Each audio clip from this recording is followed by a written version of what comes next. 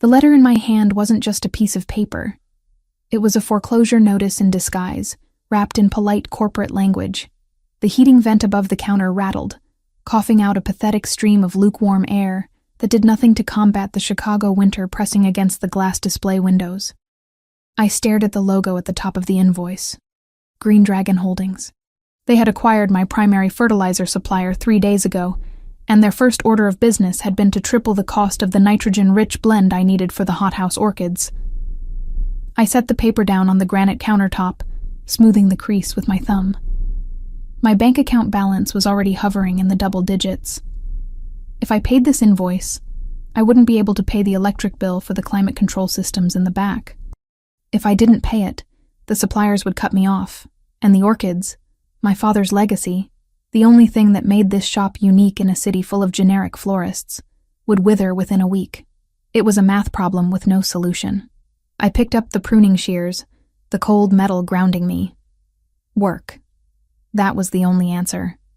Just keep working until the lights go out. I turned my attention to a bucket of hydrangeas that had just arrived, their blue heads bobbing slightly as I pulled them from the water to trim the stems. The shop was quiet, filled only with the scent of damp earth and cut greens. A smell that usually calmed me but today felt suffocating. The chime above the door rang, a sharp, cheerful sound that felt out of place with my mood. I didn't look up immediately, focusing on cutting a stem at a perfect 45-degree angle. "Good afternoon, Emily."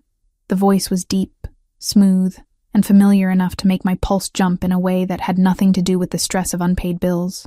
I set the shears down and looked up. Nicholas Rinaldi stood in the doorway, bringing a gust of freezing wind in with him before the door clicked shut. He looked like he always did. Impeccable. He wore a charcoal suit that fit his broad shoulders, as if it had been stitched directly onto his body, paired with a black overcoat that absorbed the weak afternoon light. He didn't look like a man who bought flowers. He looked like a man who bought buildings, or cities. Yet, for the past 6 months, he had been coming in here every Tuesday and Thursday, buying elaborate arrangements that I suspected he threw away the moment he turned the corner. "Mr. Rinaldi," I said, wiping my hands on my apron. "You're late. Usually you're here by 2. He walked toward the counter, his movements fluid and predatory in a way that usually unnerved new customers. He didn't walk. He occupied space.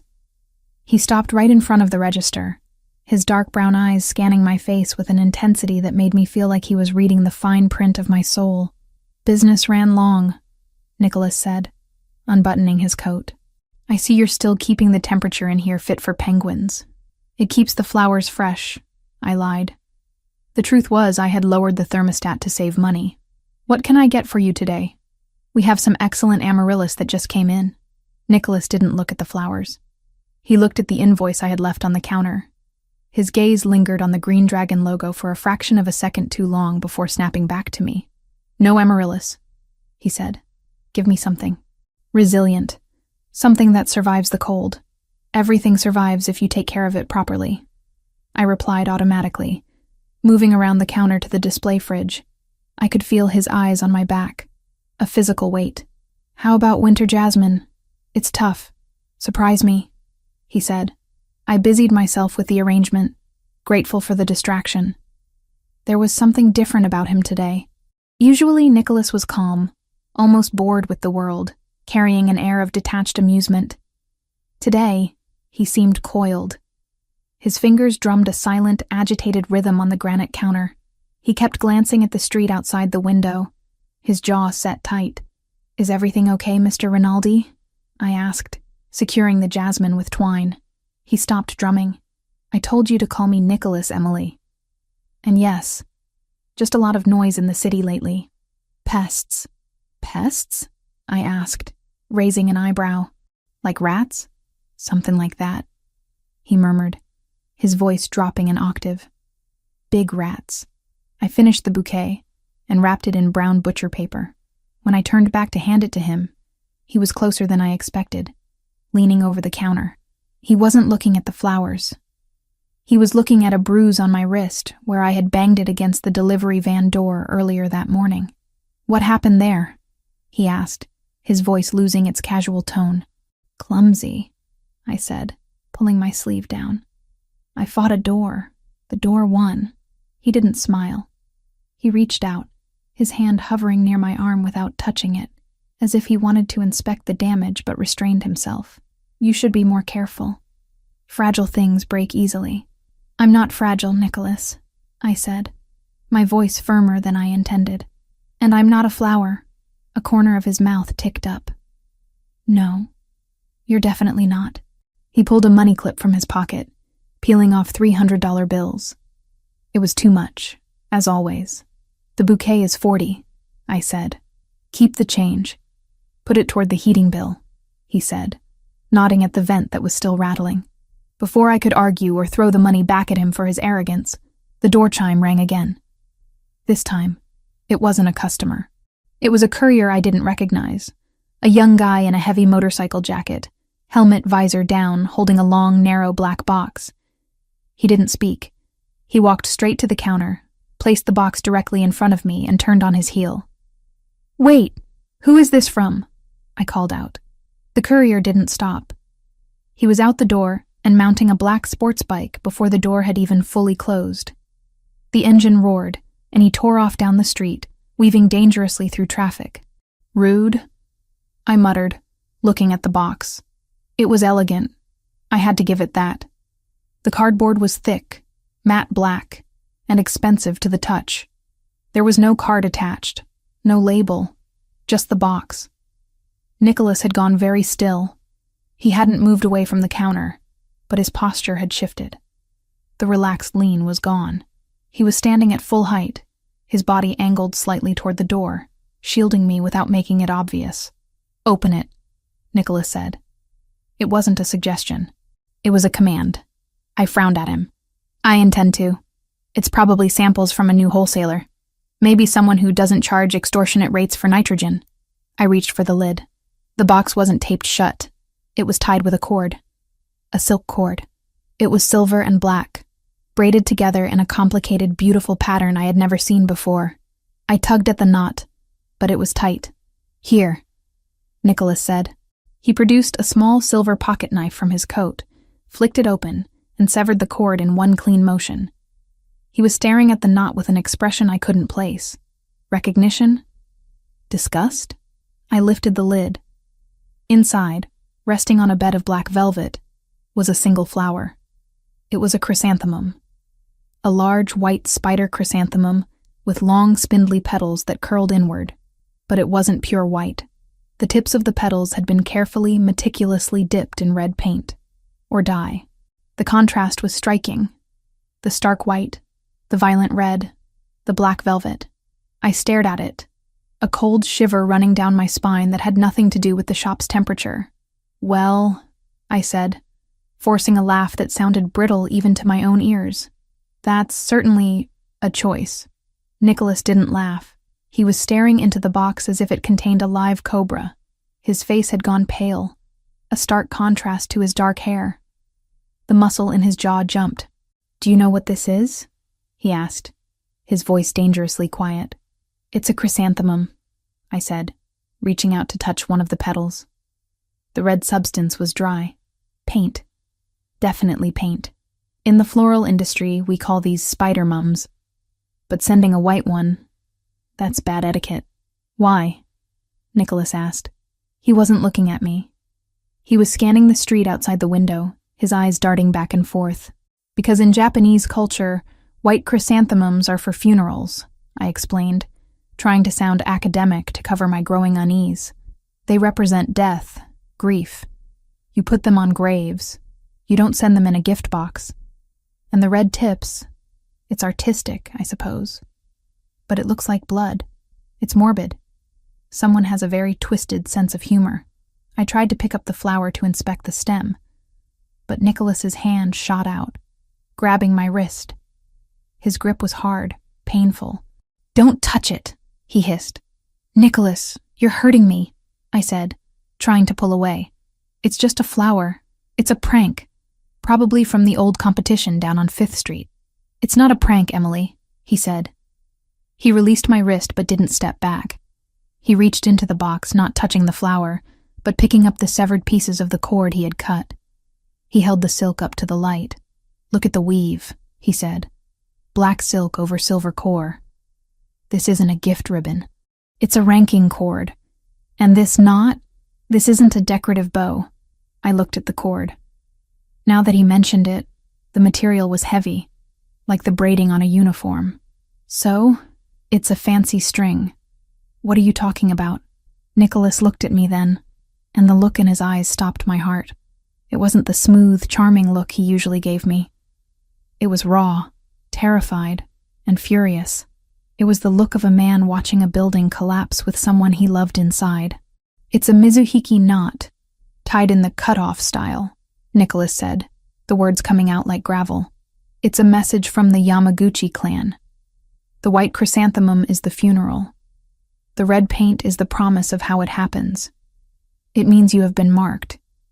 It means the clock has started." I took a step back, bumping into the display fridge behind me. "Yamaguchi? Like, the Yakuza? You're talking about the Mafia?" "Nicholas, this is a flower shop. I sell daisies to grandmothers. I have $300 in my bank account. Why would a Japanese crime syndicate care about me? Because they want the block," Nicholas said, his voice rising. "They want the territory. They don't care about your daisies. They care that you own the lease on a strategic corner. They sent this to tell you that negotiations are over before they even started." My brain struggled to catch up. The cars outside, the men in suits I had seen lingering near the alleyway last week, the aggressive offer from the fertilizer company, Green Dragon, Green Dragon Holdings, I whispered, the company that bought my supplier. "A front," Nicholas snapped. "They're squeezing you out. And because you haven't sold, because you haven't left," he gestured violently at the box. "They sent this." "Okay," I said, my hands starting to tremble. "Okay, so it's a threat. I'll call the police. I'll show them the box." "The police?" Nicholas let out a harsh, bark-like laugh. "The police will file a report for harassment and tell you to get a restraining order against John Doe. By the time they file the paperwork, this shop will be ashes, and you will be inside it." "Then what do I do?" I shouted back, panic finally cracking my voice. "If it's that serious, I'll just lock the door. I'll go home." "You think home is safe?" Nicholas stepped closer, invading my personal space, radiating heat and anger. "You think a lock on a door stops them? They just told you they are going to kill you, Emily. This isn't a game." He looked at the flower again, and something inside him seemed to snap. The control he always wore like a second skin evaporated. The calm, collected businessman was gone. In his place was something violent and terrifying. "Who gave you that flower?" he roared. I flinched. "I told you, it was a courier, a guy on a bike." "What did he look like? Did you see his face? Did he speak?" Nicholas was shouting now, his hands clenched into fists at his sides.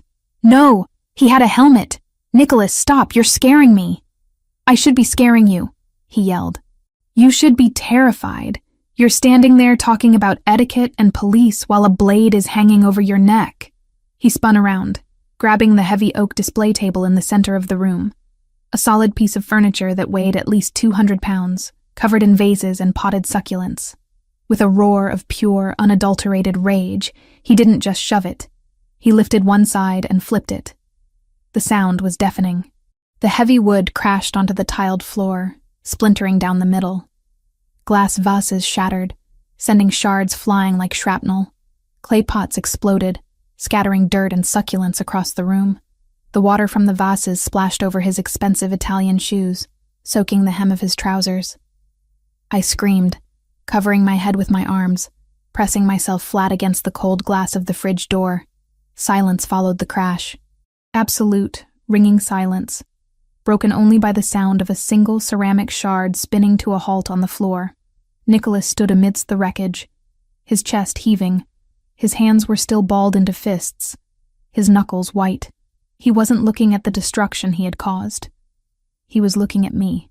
His eyes were wide, wild, and filled with a desperate, agonizing fear that shook me more than the violence itself. "Who gave you that flower?" he whispered, the question coming out like a plea this time. "I don't know," I sobbed, sliding down the fridge door until I hit the floor. I don't know, Nicholas. Please. He stared at me for a second longer, breathing hard, as if realizing what he had just done. He looked at the shattered glass, the ruined plants, and then back at me, cowering on the floor. He closed his eyes for a brief moment, taking a deep, shuddering breath. When he opened them, the wildness was gone. It was replaced by a cold, steely resolve that was infinitely more terrifying. He reached into his jacket pocket and pulled out a black phone. He didn't look at it as he dialed. He kept his eyes fixed on the street outside. "This is Rinaldi," he said into the phone, his voice flat, devoid of emotion. Code red. Location: Emily's Blooms on 4th. I want the armored unit here in 3 minutes. I want the perimeter locked down. I want every camera on this block pulled. He listened for a second, then cut the person off. I don't care about the exposure. Burn the protocol. We have a target on the civilian. He paused, looking at me huddled on the floor. She's with me. If anyone gets within 50 feet of this shop who isn't on my payroll, put them in the ground. He hung up the phone and slipped it back into his pocket. He stepped over the wreckage of the table, his shoes crunching on the broken glass, and walked toward me. He didn't look like a customer anymore. He didn't look like a friend. He looked like a soldier entering a war zone. He crouched down in front of me, ignoring the water soaking into his suit pants. He reached out, his hand steady now, and cupped my face. His thumb brushed away a tear that had escaped my eye. "Get up, Emily," he said softly. "You broke my table," I whispered, my voice trembling. "I'll buy you a new table," he said. "I'll buy you a new shop. I'll buy you the whole damn city if that's what it takes. But right now, you need to get up. Because we are leaving." "Leaving?" I asked. "Where?" Nicholas looked deep into my eyes, and for the first time I saw the truth of who he was. Not just a rich man. Not just a powerful man. A dangerous man. "To the only place where they can't touch you," he said. "You're under my protection now." He stood up and extended his hand to me. I looked at it. I looked at the destroyed shop, the white chrysanthemum sitting innocently in its box on the counter, and the man standing before me offering safety with a hand that had just smashed my livelihood to pieces. I took his hand. The silence in the shop was heavy, pressing against my eardrums like deep water. A moment ago, the sound of splintering oak had filled the air, but now the only noise was the hum of the display fridge and the jagged breathing of the man standing amidst the wreckage. Nicholas Rinaldi didn't look at the debris of the table he had just destroyed. He was adjusting the cuffs of his suit jacket, his movements terrifyingly precise, as if he hadn't just unleashed a whirlwind of violence in a room full of fragile things. I stared at his hip. The movement of his jacket had revealed a leather holster clipped to his belt, housing a gun that looked far too utilitarian to be a fashion statement. It was matte black, sleek, and undeniably lethal. "Lock the door, Emily," Nicholas said. His voice had dropped the shouting. It was now a low, flat command that brokered no argument. "You have a gun," I said, the words feeling strange in my mouth. I didn't move. My brain was still trying to bridge the gap between Nicholas the wealthy customer and Nicholas the man who carried a firearm into a florist shop. "I have several," he corrected, his eyes scanning the street outside the window again. "And right now, you need to step away from the glass and lock the front door. Do it now." I scrambled to my feet, my boots crunching on shards of ceramic and glass. I hurried to the entrance, turning the deadbolt and flipping the sign to closed. My hands were shaking so badly I almost dropped the keys. When I turned back, Nicholas was already moving. He wasn't looking at me. He was walking the perimeter of the shop, checking the back exit, peering through the blinds of the side window. "Nicholas," I said, trying to find my voice. "You need to tell me what is going on. You can't just smash my furniture and start giving orders. Who are you?" He stopped near the counter, picking up the black box with the chrysanthemum. He didn't touch the flower, but he looked at it with a mix of hatred and cold calculation. "You know who I am," he said, turning to face me. "You've lived in Chicago your whole life. You know the name Rinaldi." I felt a cold flush wash over me. I did know the name. Everyone knew the name. The Rinaldis were construction magnates, real estate developers, owners of shipping logistics. But in the quiet whispers of the neighborhood, in the rumors that circulated when union leaders disappeared or businesses suddenly changed hands, the name meant something else entirely. It meant the outfit. It meant the people you called when the police couldn't, or wouldn't, help. I thought that was just gossip, I whispered. I thought you were in logistics. I am in logistics, Nicholas said, his face unreadable. I move things. I protect things. And right now, the thing I need to move and protect is you. He walked over to where I was standing and placed a hand on my shoulder. His grip was firm, grounding. He wasn't hurting me, but he was making sure I couldn't step away. Listen to me closely, he said, his dark eyes locking onto mine. That flower isn't a prank. The knot on that cord is a mizuhiki, tied in a variation used exclusively by the Yamaguchi-gumi. It's a message sent to business owners who refuse to sell. It signifies a funeral. Specifically, yours. But why? I asked, frustration warring with fear. I'm nobody. I have debt. I have wilted hydrangeas. Why would the Yakuza want me dead? They don't want you dead, specifically. They want you gone, Nicholas explained, his tone clinical but urgent. They are buying this entire block to build a distribution hub for their imports. Everyone else on this street has already sold or been scared off. You are the last holdout. That flower means the negotiation phase is over. The red paint on the petals, that means you have 24 hours before they burn this place down with you inside it. I looked around the shop. My father had bought this building 30 years ago. Every shelf, every nail, every creaky floorboard held a memory of him. The idea that strangers in suits were planning to torch it simply because I hadn't signed a piece of paper made my stomach turn. I saw them, I realized, the memory surfacing. Last week, 3 men in black suits standing across the street taking photos. I thought they were assessors for the bank. One of them, he had tattoos coming up his neck. Under the collar. Yakuza, Nicholas confirmed. They've been watching you, assessing your routine. And today, they decided to start the clock. So I call the police, I said, pointing to the phone. I show them the flower. I tell them about the threat. Nicholas shook his head slowly. The police can't stop a firebombing at 3 a.m, Emily. And even if they patrol the street, the Yamaguchi don't work like street thugs. They are precise. If you stay here tonight, you die. It is a statistical certainty. He checked his watch. My team is 3 minutes out. Pack a bag. Essentials only. Documents, medication, phone. Leave the rest. Leave? I pulled away from him. I can't just leave. This is my livelihood. This is everything I have. Your life is what you have, Nicholas snapped, his patience fraying. The shop is brick and mortar. It can be rebuilt. You cannot. It's not just brick and mortar, I yelled back, surprising both of us. The orchids in the back greenhouse, the Catalia hybrids. My father spent 40 years breeding that specific strain. They don't exist anywhere else in the world. They need specific humidity, specific feed. If I leave them, they die. If they die, I lose the only thing I have left of him. I'm not leaving them to be burned by some gangsters. Nicholas stared at me. For a second, I thought he was going to pick me up and carry me out over his shoulder. I braced myself for it, but he didn't. He looked at my face, saw the stubborn set of my jaw, and the desperation in my eyes. He wasn't looking at a damsel. He was looking at a business owner defending her assets. He let out a short, sharp breath through his nose. How many? What? The orchids, he said, pulling his phone out again. How many plants are we talking about? 5? 50? About 30 pots of the hybrids.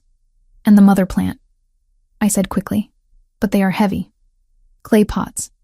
They need a temperature-controlled van. Nicholas dialed a number, his eyes never leaving mine. Change of plans. He barked into the phone. I need the transport unit. Yes, the box truck with the climate seals. Bring the extraction crew. We are moving inventory. He paused, listening. I don't care if it slows us down. We take the inventory. Get it done. He hung up and looked at me. You have 10 minutes before the transport gets here. Show me which ones need to go. Start tagging them. I didn't waste time saying thank you. I ran to the back of the shop, grabbing a roll of red warning tape. Nicholas followed me, shedding his expensive overcoat and tossing it onto a workbench. These ones, I said, pointing to the row of delicate spotted orchids on the top shelf, and the large one in the corner. That's the mother plant. Nicholas Rinaldi, the man who wore suits that cost more than my delivery van, rolled up his sleeves and got to work. He didn't complain about the dirt. He didn't ask why I cared so much about plants. He simply lifted the heavy clay pots with an ease that betrayed immense physical strength, moving them to the loading bay door. "You're not just a florist, are you?" he asked as he set down a massive pot. Most people would be crying in the corner. "I can cry later," I said, wrapping protective burlap around a delicate bloom. "Crying doesn't pay the invoices, and it doesn't save the inventory." "Good," Nicholas said. There was a note of approval in his voice. Panic is useless. Action is what keeps you breathing. A heavy pounding on the back loading door made me jump. "That's my team," Nicholas said. "Open it." I hit the button for the roller door. As it rattled up, revealing the gray, slush-covered alleyway, I expected to see guys in leather jackets. Instead, 4 men in tactical gear, black cargo pants, heavy vests, and earpieces, stood there. Behind them was a sleek, unmarked black box truck and a massive armored SUV that looked like a tank disguised as a luxury car. "Clear the perimeter," Nicholas ordered. "Load the tagged plants into the truck. Secure them with shock-absorbent padding. If a single stem breaks, you're buying the lady a new greenhouse." "Yes, boss," the men chorused in unison. They moved like a swarm of efficient ants. They didn't treat the flowers like decorations. They treated them like high-value cargo. I watched as they carefully loaded my father's legacy into the truck. One of the men, a giant with a shaved head, cradled a pot as if it were a bomb he was trying not to detonate. "The rest of the shop?" one of the men asked Nicholas. "Leave it," Nicholas said. "We can't save the daisies, but set the alarms to silent trigger. If anyone breaches the door after we leave, I want to know about it." Nicholas turned to me. "The truck will take the plants to my private hangar. It's climate-controlled. They will be safe there. Now you get in the car with me." I grabbed my purse and my laptop bag. I took one last look at the empty shelves where the orchids had been. The front of the shop was still a mess of broken glass and the ruined table. It looked like a crime scene. Maybe it was. "Come," Nicholas said, his hand on the small of my back, guiding me toward the SUV. "We are exposed out here." I climbed into the back seat of the SUV. The door was heavy, solid steel disguised with leather trim. As Nicholas slammed it shut, the sound of the city, the distant sirens, the wind, the traffic, vanished instantly. It was airtight. Nicholas climbed in beside me. "Go," he said to the driver. The engine purred, a deep, powerful rumble, and the car pulled away smoothly. I watched through the tinted window as my shop disappeared from view. I didn't know if I would ever see it again. The thought should have terrified me. But strangely, the presence of the man beside me acted as a bizarre anchor. Nicholas was typing furiously on his phone. "I've put a 24-hour detail on your apartment as well," he said without looking up. "Just in case they try to hit your home to send a message. But you aren't going there." "Where are we going?" I asked. "You said a safe place." "My penthouse," he said. "It's in the spire. Top 3 floors. Private elevator. Reinforced structure. Independent air filtration. It's the safest place in Chicago." "Sounds like a fortress," I muttered. "It is," he replied. He finally put the phone down and looked at me. The adrenaline of the shop seemed to have faded, leaving him looking tired, but intense. "I'm sorry about the table, Emily. I don't usually lose control like that." "You were scared," I observed. It was a bold thing to say to a mafia boss, but I saw the truth of it in his eyes earlier. He didn't deny it. The Yamaguchi are not precise because they are honorable.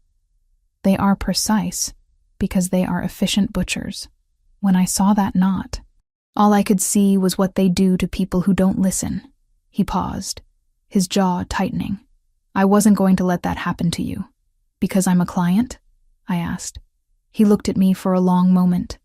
the silence stretching between us in the confined space of the car. No, not because you are a client. He didn't elaborate, and I didn't push. The air in the car felt charged, thick with unspoken things. I turned my gaze back to the window. We were driving through the financial district now, the tall buildings looming like sentinels in the gray afternoon. Green Dragon Holdings, I said, my mind going back to the practicalities. They own the supplier. They own the shipping company that delayed my tulip bulbs last month. It's all connected, isn't it? It's not just territory. It's the supply chain. Nicholas looked at me with renewed interest. You noticed the shipping delays? I notice everything that affects my margins, I said. 3 shipments lost in customs. Fertilizer prices up 200%. They aren't just buying buildings.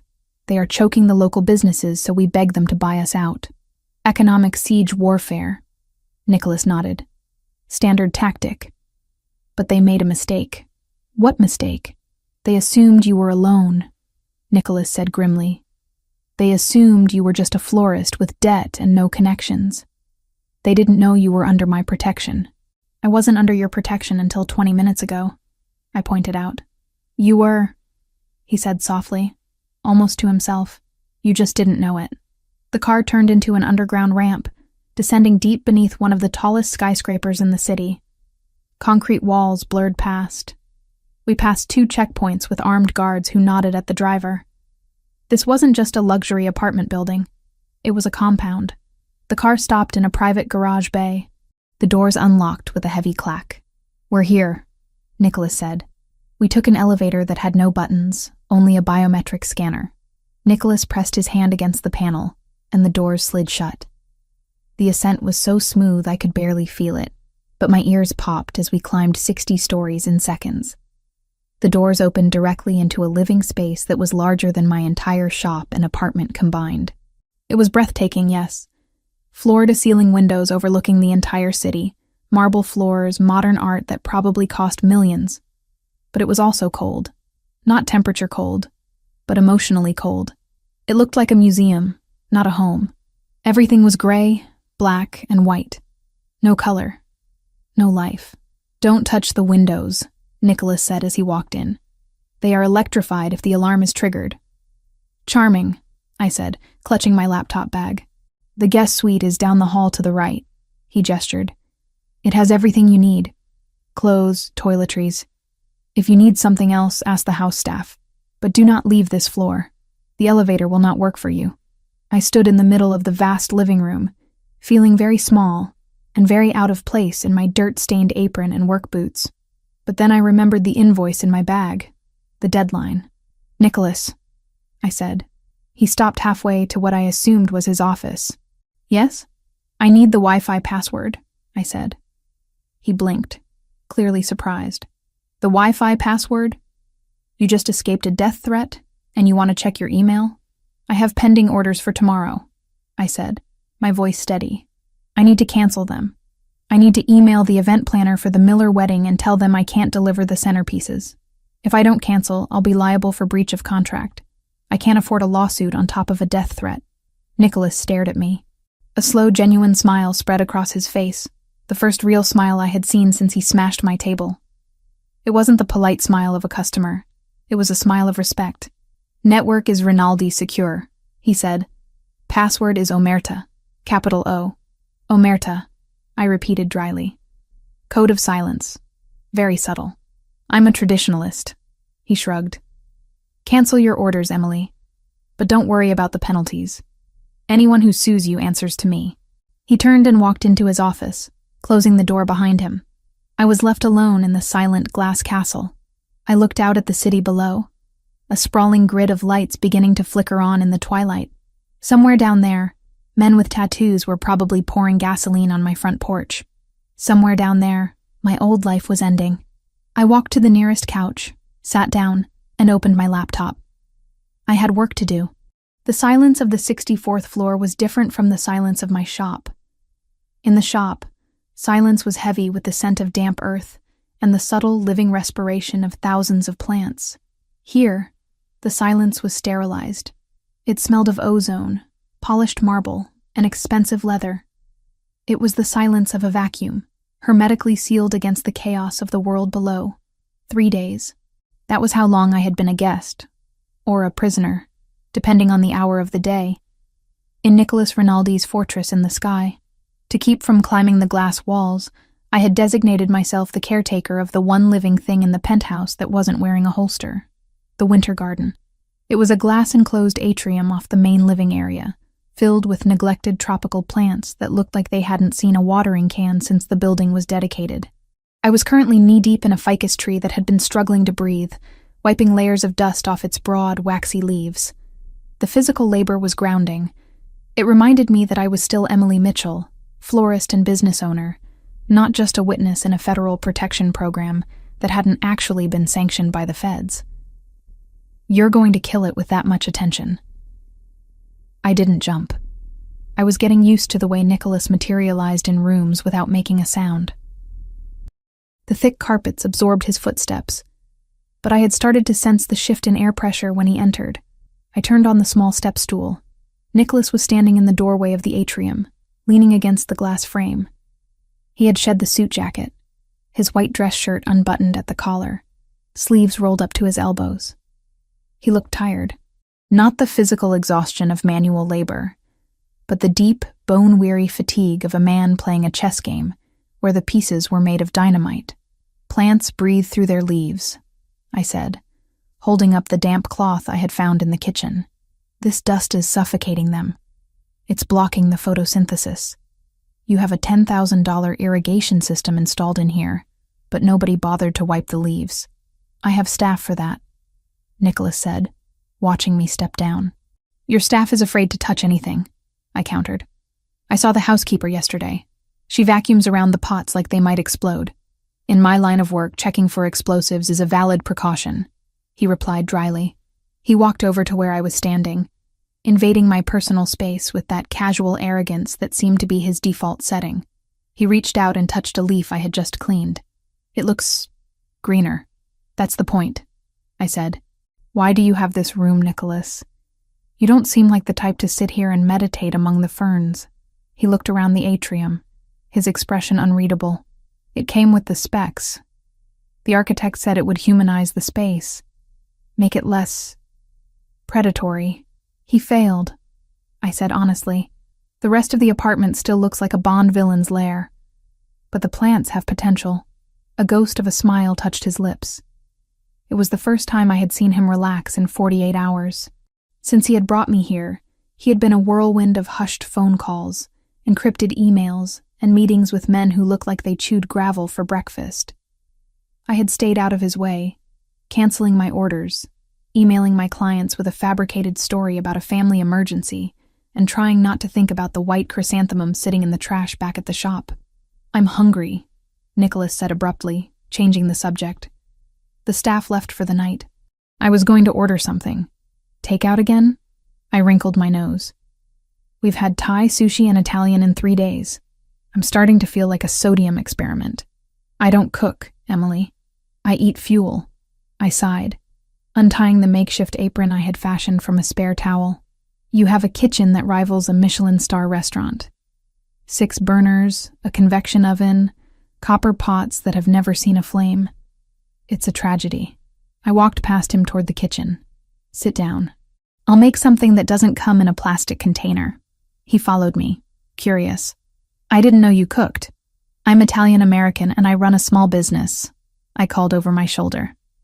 If I didn't know how to stretch ingredients into a meal, I would have starved years ago. 20 minutes later, the sterile scent of the penthouse was replaced by the warm, pungent aroma of garlic, olive oil, and crushed tomatoes. I had found a bag of arborio rice in the back of the pantry, probably part of a gift basket he had never opened, and some frozen stock.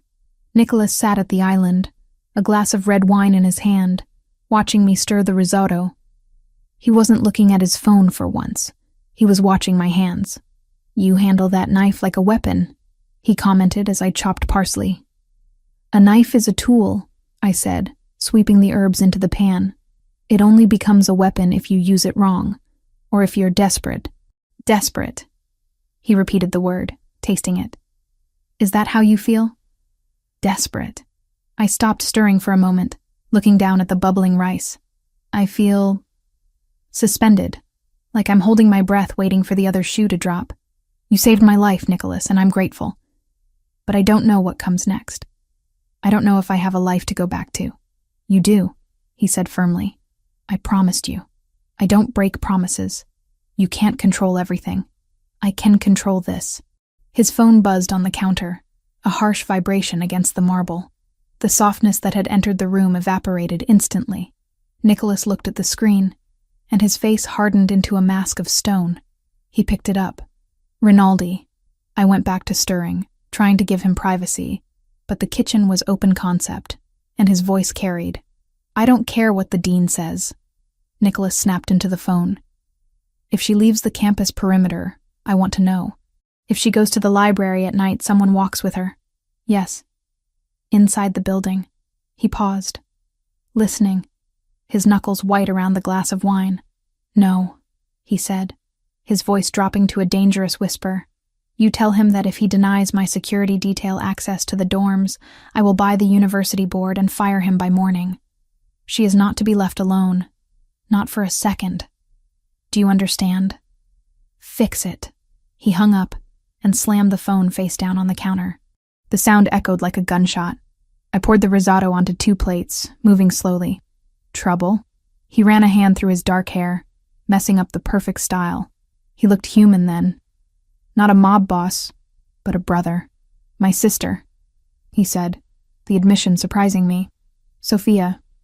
She's 19, studying architecture at Columbia. For a heartbeat, the words hung there between us like something fragile and impossibly normal. A reminder that under all the concrete and leverage and violence, there were people he loved who had never chosen this life, and who could still be broken by it. Does she know? I asked, gesturing vaguely at the luxury prison around us. She knows who we are, Nicholas said, picking up his fork but not eating. She knows the family history. But I've kept her out of it. She's the clean one, the legitimate one. She's never seen a transaction, never sat at a table with the people I deal with. I built a wall around her so high, I thought nothing could climb it. But the Yamaguchi Gumi can climb, I guessed softly. Nicholas looked up at me, his eyes dark with a mixture of fear and fury that I recognized from the flower shop. They haven't made a move on her yet, but they are sniffing around. I have 4 men on her, rotating shifts. She thinks I'm being paranoid. She called me yesterday screaming that I'm suffocating her, that she can't even get coffee without a shadow. She's 19, I said, sliding his plate closer to him. She wants to be normal. She doesn't understand the cost of the wall you built. I don't need her to understand it, Nicholas said, stabbing a mushroom with his fork. I just need her to survive it. If they touch her, if they even look at her. He didn't finish the sentence. He didn't have to. The violence was implied in the silence. She's your leverage, I realized. That's why you're so on edge. You're not just protecting your territory. You're protecting her. Everyone has a weakness, Emily. In this world, family is a target painted on your back. He took a bite of the risotto, chewing slowly. He blinked, surprised. This is good. It's better than takeout, I said, sitting across from him. Eat. You can't protect anyone if you pass out from hypoglycemia. We ate in silence for a few minutes. It was a companionable silence, the tension of the phone call dissipating slightly under the influence of warm food and wine. So, I said, wiping my mouth, if the Yamaguchi want the block, and they are threatening me and sniffing around your sister, what is the endgame? They can't just kill everyone in Chicago. That draws too much heat, even for the Yakuza. They don't want to kill everyone, Nicholas explained, pouring more wine. They want the supply route. That block where your shop sits? It has direct access to the old underground freight tunnels that lead to the rail yard. It's perfect for moving product without hitting the highway way stations. Product, I said. Drugs? Among other things. They need a front to launder the money. A high-volume business with legitimate shipping contracts. He stood up, restless again, and walked over to the dining table where he had left a stack of files earlier in the day. He opened one, staring at a map of the city. I followed him. My curiosity was piqued. and frankly, if my life was on the line, I wanted to know the details. I stood beside him, looking down at the papers scattered across the mahogany surface. There were maps, surveillance photos of men I didn't recognize, and financial spreadsheets. One document caught my eye. It was a corporate acquisition summary, stamped with a logo I knew intimately. A green dragon curled around a golden coin. "Green Dragon Holdings," I said, pointing at the paper. "Why do you have a file on them?" Nicholas didn't look up from the map. "That's the shell company the Yamaguchi are using to buy up the real estate. They're registered in the Caymans." "Why?" "It's not just real estate," I said, my mind racing, connecting the dots that had been floating in my head for weeks. "Nicholas, look at this." I reached past him, my arm brushing against his chest. I felt his muscles tense at the contact, but he didn't pull away. I tapped the paper.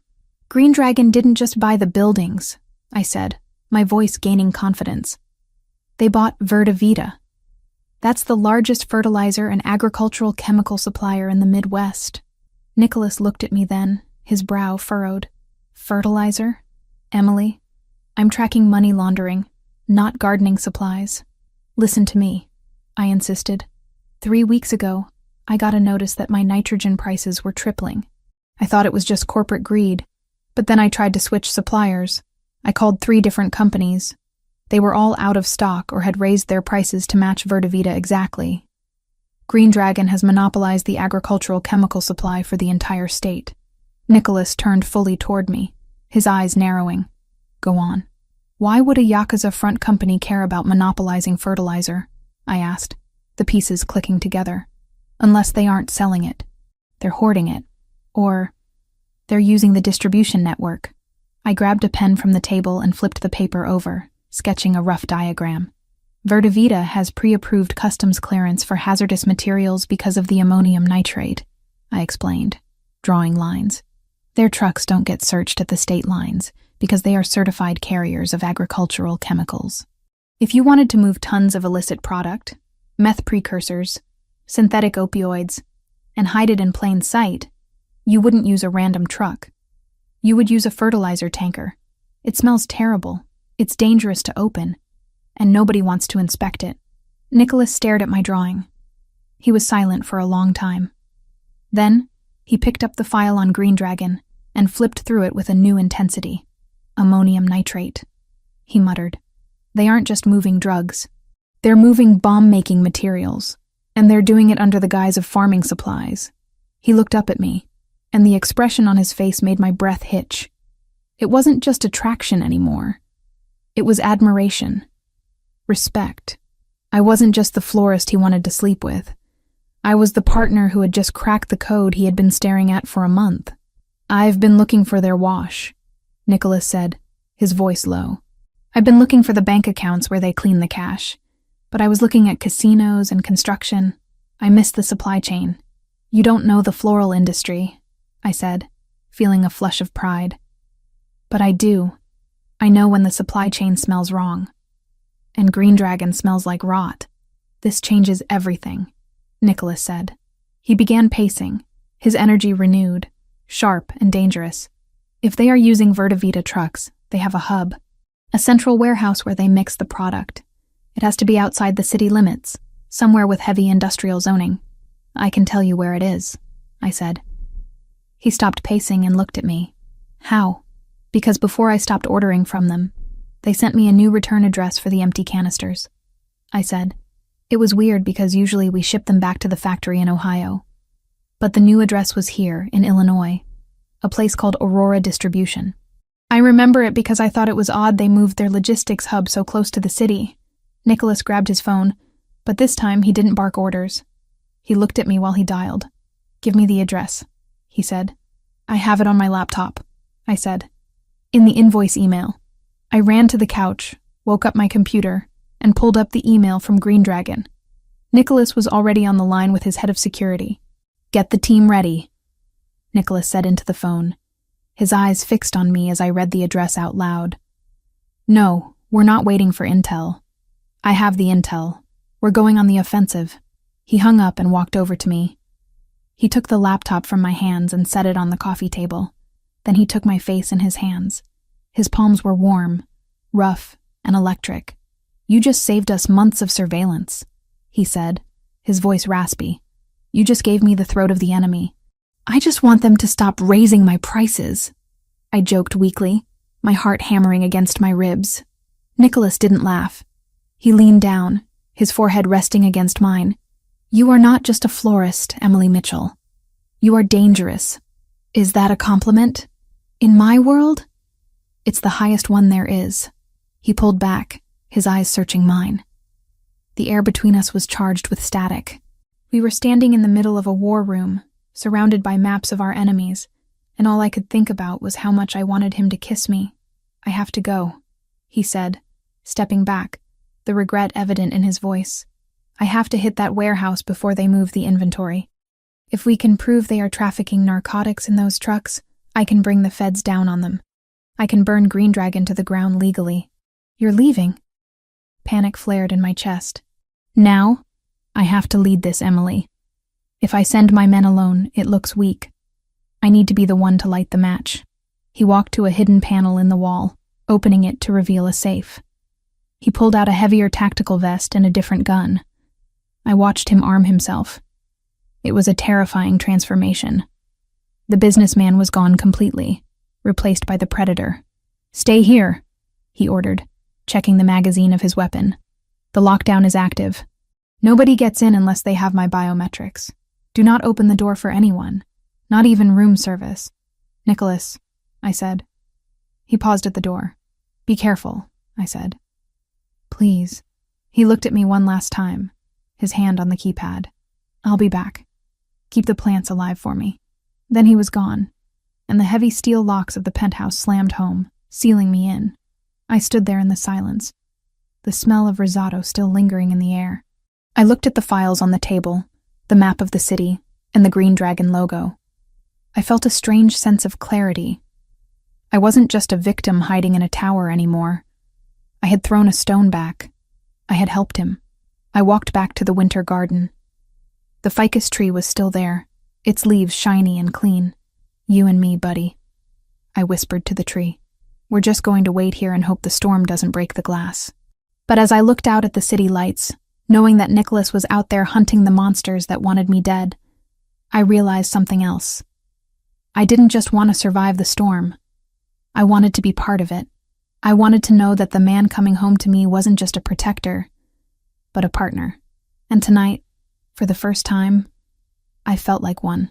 I went back to the kitchen to clean up the dishes, but my mind was already racing. If the warehouse in Aurora was the hub, then the Yakuza would be guarding it with everything they had. Nicholas was walking into a trap or a fortress. I hoped the information I gave him was enough. I hoped the Aurora distribution center wasn't just another empty shell. I checked my laptop again, looking at the Green Dragon email chain.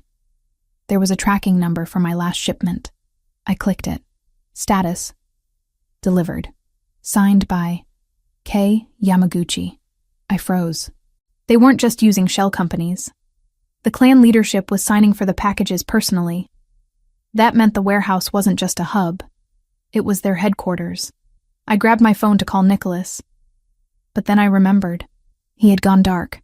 "Burn the protocol," he had said. He wouldn't answer. I sat down on the floor, the phone in my hand, staring at the name on the screen. Yamaguchi. Nicholas wasn't just going to burn a warehouse. He was walking straight into the lion's den. And I was the one who had given him the address. "Come back," I whispered to the empty room. "Just come back." The penthouse felt colder than ever. I wrapped my arms around myself, waiting for the dawn, or the phone call that would tell me if I was a widow before I had even been a wife. Minutes turned into hours. I couldn't sit still. I paced the length of the living room, from the window to the kitchen and back again. The silence was agonizing. I needed to do something. I needed to be useful. I went back to the table with the files. I started organizing them, not just shuffling papers, but reading them properly. If I was going to be part of this world, I needed to understand the language. I read about the zoning laws, the import taxes, the rival families. I found a file labeled Personnel. I opened it. It was a list of Nicholas's men. their backgrounds, their specialties. And then, a smaller file clipped to the back. Subject, Sofia Rinaldi. Status, surveillance active. Threat level, moderate. I read the notes. Photos of a pretty girl with dark curly hair laughing with friends at a coffee shop. Photos of her walking into a library. And in the background of one of the photos, blurred but recognizable, a white van with a green dragon logo. My blood ran cold. The photo was dated 2 days ago. They weren't just sniffing around Sofia. They were already there. The fertilizer trucks, the delivery vans. They were using the green dragon fleet to shadow her, blending in with city traffic. Nicholas was attacking the warehouse in Aurora. But the real threat might not be at the warehouse. It might be parked outside a dorm room in New York. I looked at the time. It was 2:00 a.m. I couldn't call Nicholas. But I could call the number listed in the file under Sofia's detail, lead. I hesitated. I was a guest. An outsider. I had no authority to give orders to made men. But I looked at the photo of the girl who looked so much like Nicholas, unaware of the dragon breathing down her neck. I dialed the number. "This line is secure," a gruff voice answered. "Identify. This is Emily Mitchell," I said, my voice trembling but clear. I am with Nicholas Rinaldi. He is currently unreachable." "We know who you are, Ms. Mitchell," the voice said, sounding wary. "What is the emergency?" "The threat to Sofia," I said. "Check the perimeter for commercial delivery vans, specifically Green Dragon or Verdi Vita branding. They aren't just trucks, they are surveillance units." There was a pause. "We have a florist van parked down the street. It's been there since shift change." "Check it," I ordered, channeling every ounce of Nicholas's authority I could mimic. "It's not a florist. It's them." "Hold on." I heard muffled movement, the sound of a car door opening, then shouting. A gunshot. Then silence. "Ms. Mitchell?" The voice was breathless now. "We just engaged 2 hostiles in a surveillance van. They were armed. They had eyes on the target's window. We neutralized them." I let out a breath I didn't know I was holding. "Is she safe?" I asked. "She's secure. We're moving her to the safe house now." "You have good eyes, Ms. Mitchell. We missed the van because it had a parking permit. They own the logistics companies," I said, feeling a wave of exhaustion hit me. "They own everything. We'll inform the boss when he comes back on comms. Good work." The line clicked dead. I sank onto the couch, shaking. I had just intercepted a hit. I had just given an order to a hitman. I looked at my hands. They were the hands of a florist. But tonight, they had done something else. They had protected the family. I lay down on the sofa, pulling a cashmere throw over me. I watched the door, waiting for Nicholas. I had news for him, and for the first time, I wasn't afraid of his reaction. I was ready to stand next to him. The city lights twinkled below, indifferent to the wars being fought in the shadows. But up here, in the glass fortress, the winter garden was breathing a little easier. And so was I. I closed my eyes, the image of the white chrysanthemum finally fading, replaced by the image of Nicholas's eyes when he looked at me across the kitchen island. "Come home," I whispered again. And this time, I believed he would. The silence of the penthouse was broken by the sound of the biometric locks disengaging. It was 4 a.m. I hadn't slept. I was sitting on the same sofa where I had orchestrated a hit on a surveillance van 3 hours ago, clutching a cold cup of tea that I hadn't taken a sip of. The heavy steel door slid open, and Nicholas walked in. He didn't look like the polished CEO who bought flowers on Tuesdays. He looked like a man who had just walked through hell and put out the fire with his bare hands. His tactical vest was gone, but his black shirt was streaked with soot and something darker that might have been dried blood. He smelled of smoke, cordite, and the metallic tang of violence. He stopped when he saw me. For a second, his guard didn't drop. He scanned the room, his body tense, eyes checking the corners before they finally landed on my face. "You're awake," he said, his voice rough, like he had been shouting over gunfire. "I couldn't sleep," I replied, standing up. My legs felt shaky, but I locked my knees. I heard from the detail. "Sofia is safe," Nicholas exhaled, a long, shuddering breath that seemed to deflate his aggressive posture. He walked toward me, not stopping until he was close enough that I could feel the heat radiating off him. He didn't touch me. He just looked at me as if he was trying to solve a complex equation. "My head of security told me," Nicholas said quietly. "He said you identified a threat they missed.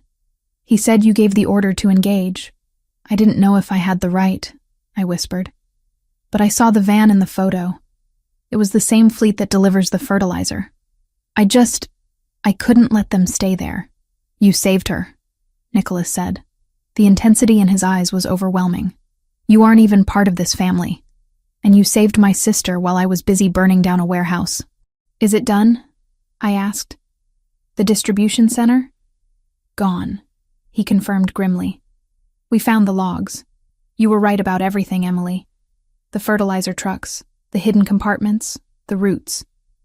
We seized the hard drives before we torched the inventory. The Yamaguchi supply chain in the Midwest is dead." He finally reached out, his hand cupping my cheek. His thumb was stained with soot, leaving a smudge on my skin. But I didn't pull away. I leaned into it. "Go shower," I said softly. "You smell like a war." "We're not done yet," he said, dropping his hand. "We won the battle tonight, but we have to win the war tomorrow." "What happens tomorrow?" "The mayor's winter gala," Nicholas said. "It's the biggest social event of the season. Every power player in Chicago will be there. The politicians, the judges, and the Yamaguchi leadership." "You're going?" I asked, incredulous. "After tonight? Especially after tonight," he replied, his eyes hardening. "If I don't show up, they'll think I'm wounded. They'll think I'm hiding. I need to walk into that ballroom and look them in the eye while their warehouse is still smoking. I need to show them that I am untouchable." He paused, looking me up and down. "And you're coming with me?" I blinked. "Me? Nicholas, I'm a florist. I don't belong at a gala with mafia dons and senators. Besides, they want to kill me. They want to kill a victim," he corrected. "They won't touch the woman standing on my arm. Taking you is a statement. It tells them that you are under my personal protection. It tells them that if they want you, they have to go through me in front of 500 witnesses." "I don't have a dress," I said, a practical objection rising to the surface of my panic. "I know," Nicholas said. "That's why I had one sent over. It's in the guest room." He walked past me toward his suite, stopping at the door. "Get some sleep, Emily. Tomorrow night, we put on a show." The dress was a weapon. There was no other way to describe it. I had expected something understated. Black, maybe, or a soft pastel to make me look innocent. But when I unzipped the garment bag the next evening, the fabric that spilled out was the color of fresh arterial blood. It was a deep, rich crimson silk that felt like water against my fingers. It was backless, with a neckline that plunged dangerously low and a slit that went up to my thigh. It wasn't a dress for a florist. It was a dress for a queen who was ready to order an execution. I stared at myself in the floor-length mirror of the guest suite. The makeup artist Nicholas had hired, a woman who worked in silence and didn't ask why the windows were bulletproof, had painted my lips a matching dark red. My blonde hair was swept up in an intricate twist, exposing the curve of my neck. I didn't recognize the woman in the mirror. She looked cold. She looked expensive. She looked like she belonged to Nicholas Rinaldi. A knock on the door made me turn. "Come in," I said. Nicholas entered. He stopped dead in his tracks. He was wearing a tuxedo that fit him with the same lethal precision as his tactical gear. The black tie was perfectly knotted, the white shirt stark against his tan skin. He looked devastatingly handsome, but his eyes were what held me. They darkened as they swept over me, lingering on the exposed skin of my back, then the slit in the skirt. "Red," I said, gesturing to the silk. "It's a bold choice. I thought you'd want me to blend in." "I don't want you to blend in," Nicholas said, his voice dropping to a rough baritone. He walked toward me, the sound of his dress shoes swallowed by the carpet. "You are not invisible, Emily. Not anymore. I want every man in that room to see you. I want the Yamaguchi to see you. Red is a warning." "A warning?" He stopped inches from me, his scent, sandalwood and something uniquely masculine, filling my senses. It's the color of danger. It tells them that you are hazardous material. He reached into his pocket and pulled out a velvet box. Inside was a diamond tennis bracelet. He took my wrist, the same wrist I had bruised on the van door days ago, and fastened the diamonds over the faint yellow mark. It fits, he murmured. It's too much, I whispered. The dress, the jewelry. Nicholas, I'm just playing a part. He looked up, meeting my gaze in the mirror. Are you? My heart hammered against my ribs. Was I? 2 days ago, I was worried about nitrogen prices. Last night, I ordered a hit. Tonight, I was wearing $10,000 of silk to taunt a crime syndicate. I don't know who I am anymore, I admitted. You're the woman who saved my sister, he said firmly. You're the woman who didn't run. That's who you are. Now, are you ready to walk into the fire? I took a deep breath, smoothing the silk over my hips. As long as you're holding the match. The grand ballroom of the Drake Hotel was a sea of crystals, champagne, and forced smiles. The air smelled of expensive perfume and hypocrisy. As we walked through the main doors, the chatter didn't stop, but it shifted. Heads turned, eyes narrowed. I felt the weight of hundreds of gazes hitting us. Nicholas didn't flinch. He placed his hand on the small of my back, skin on skin, his fingers warm and possessing, and guided me into the room. He walked with a predator's grace, nodding at a senator, acknowledging a judge but stopping for no one. Don't look down, he whispered in my ear. Look them in the eye. If they stare, stare back until they look away. I did as he said. I locked eyes with a woman in emerald green who was whispering behind her hand. She blinked and turned away first. A surge of adrenaline spiked in my blood. It worked. The dress, the diamonds, the man beside me. It was armor. Rinaldi, a voice boomed. A heavy-set man with a flushed face and a tuxedo that was straining at the buttons approached us. It was Councilman Miller. I heard about the disturbance in Aurora last night, Miller said, his eyes darting nervously between Nicholas and me. A warehouse fire. Terrible business. Industrial accidents happen when safety protocols are ignored, Nicholas said smoothly, his tone bored. It's a reminder to keep one's house in order. Don't you agree, Councilman? Miller paled. Yes, of course. And who is this charming companion? This is Emily, Nicholas said. He didn't introduce me as his florist. He didn't introduce me as his girlfriend. He just said my name as if it were a title. She's with me. A pleasure, Miller stammered. Councilman, I nodded, keeping my face impassive. We moved on. We danced around the room, engaging in small talk that was laced with subtext. I realized quickly that half the people here knew about the war between Rinaldi and Yamaguchi, and they were watching to see who would bleed first. Then, I saw them. Standing near the bar, a group of 4 men. They weren't drinking. They were watching. In the center was an older Japanese man with silver hair and a smile that didn't reach his eyes. Next to him was a younger man, sharp features, cruel mouth. That's Kenta Yamaguchi, Nicholas murmured, feeling my body tense. The son, the one who signed for the packages.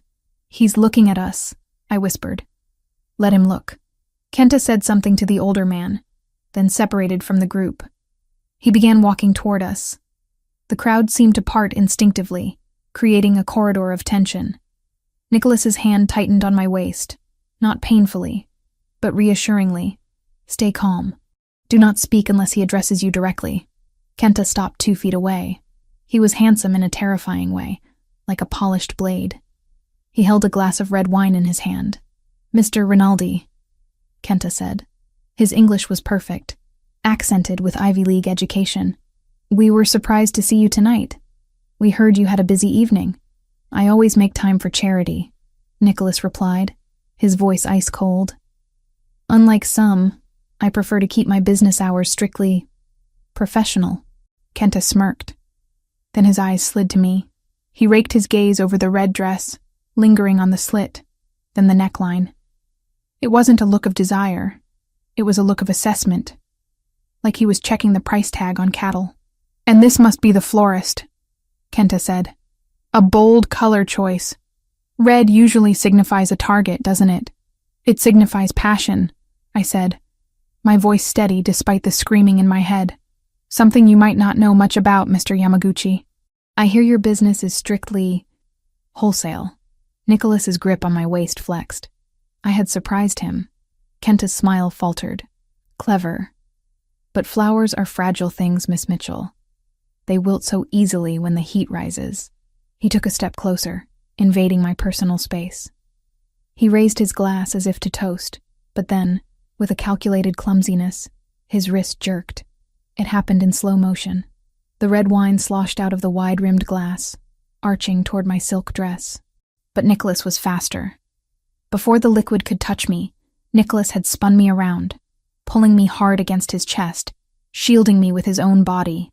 The wine splashed across the back of his tuxedo jacket, soaking the expensive wool. The ballroom went silent. The music seemed to stop. Every eye was on us. Nicholas didn't look at his ruined jacket. He didn't look at the crowd. He slowly turned back to Kenta, keeping one arm wrapped securely around me. Kenta feigned shock. Oh, my apologies. I must have slipped. Nicholas stepped forward. The air in the room seemed to drop 10 degrees. He didn't shout. He didn't throw a punch. He leaned in close to Kenta, his face inches from the other man's, his voice a low, terrifying whisper that carried more weight than a scream. That was a mistake, Nicholas said. It was an accident, Kenta replied, though his arrogance was wavering. You missed her, Nicholas said, his eyes dark voids. But I won't. Listen to me closely, little dragon. For every drop of wine that was meant for her dress, I will take a gallon of blood from your clan. I burned your warehouse yesterday. Touch her again, and I will burn your entire lineage. He reached into his breast pocket, pulled out a white silk handkerchief, and dropped it into Kenta's half-empty wine glass. The wine soaked into the white silk, red on white. Keep it, Nicholas said. It's the only surrender flag you're going to get. He turned his back on them. We're leaving. He guided me through the stunned crowd. Nobody spoke to us. They parted like the Red Sea. I could feel the tremors in Nicholas's arm, the sheer force of the rage he was suppressing. We burst out into the cold night air, the valet already scrambling to bring the armored SUV. Nicholas didn't wait. He opened the back door himself and practically lifted me inside. He climbed in after me, slamming the door shut. The privacy partition was already up. We were alone in the dark leather cocoon. Are you okay? He demanded, his hands immediately on me, checking my arms, my face, as if the wine had been acid. Did any of it touch you? I'm fine, I said, breathless. You took it all. Your jacket. Burn the jacket, he growled, shrugging it off and throwing it on the floor of the car. He was breathing hard, the adrenaline of the confrontation crashing through him. He tried to mark you. In public. The arrogance. Nicholas, I said, reaching out to touch his chest. His white shirt was stark in the gloom. You stopped him. You terrified him. I saw his face. He was scared. He looked at me, his eyes wild. I wanted to kill him. Right there on the marble floor, when I saw that wine flying toward you. All I could see was the chrysanthemum. The threat. But you didn't, I said, moving closer to him on the seat. The red silk rustled. You controlled it. You protected me. I will always protect you, he swore. I told you. You are mine to guard. Is that all I am? I asked, the question slipping out before I could stop it. Something to guard? A flower in a greenhouse? The question hung in the air. The car sped through the city, the streetlights flashing rhythmically across his face. Nicholas looked at me, really looked at me, in the red dress. He looked at the diamonds on my wrist, the pulse fluttering in my throat. No, he rasped. You know that's not all you are. Show me, I challenged him. Show me I'm not just a job. He didn't hesitate. He reached out, his hand tangling in the hair at the nape of my neck, and pulled me to him. His mouth crashed onto mine. It wasn't gentle. It wasn't a polite first kiss.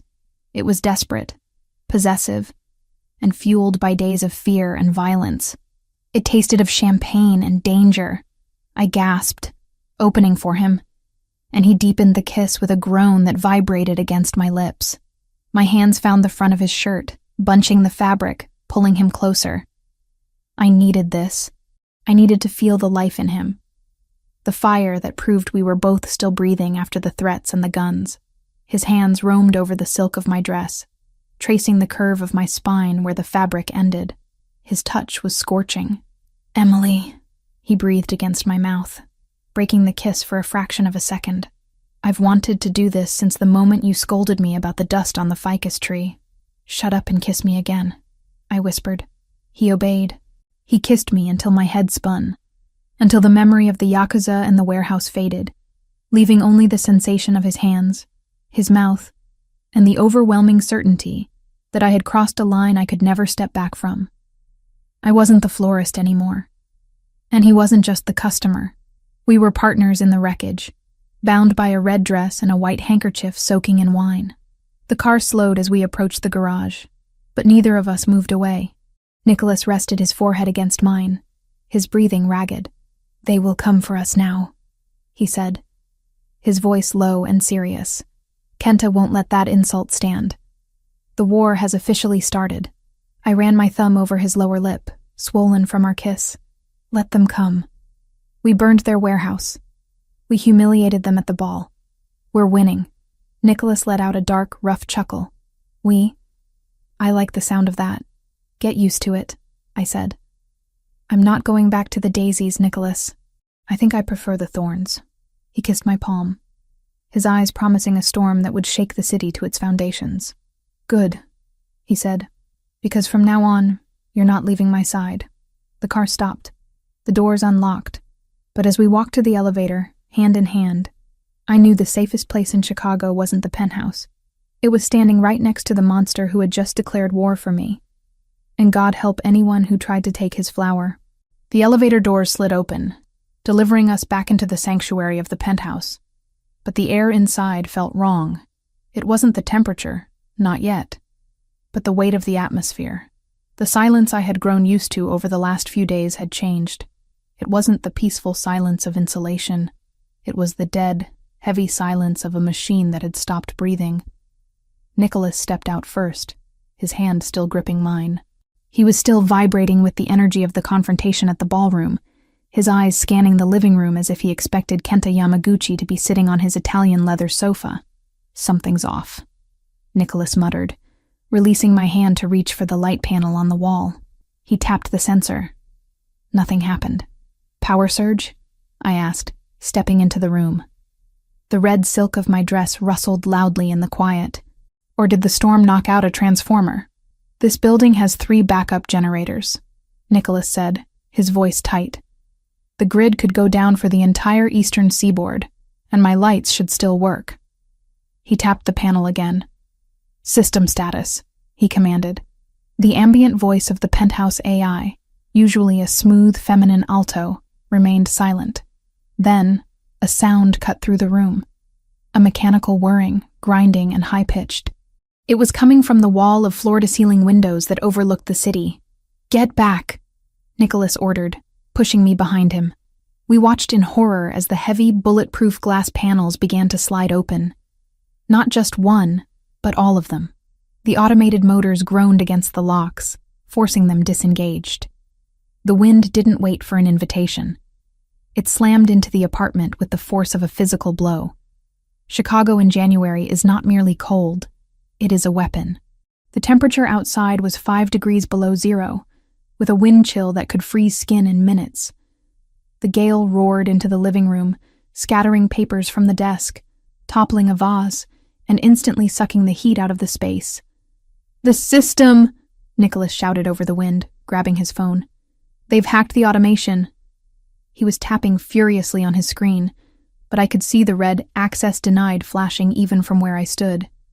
"They're locking us out," he yelled. "They've overridden the climate control and the security seals." The cold was instantaneous. It bit through the thin silk of my dress like needles.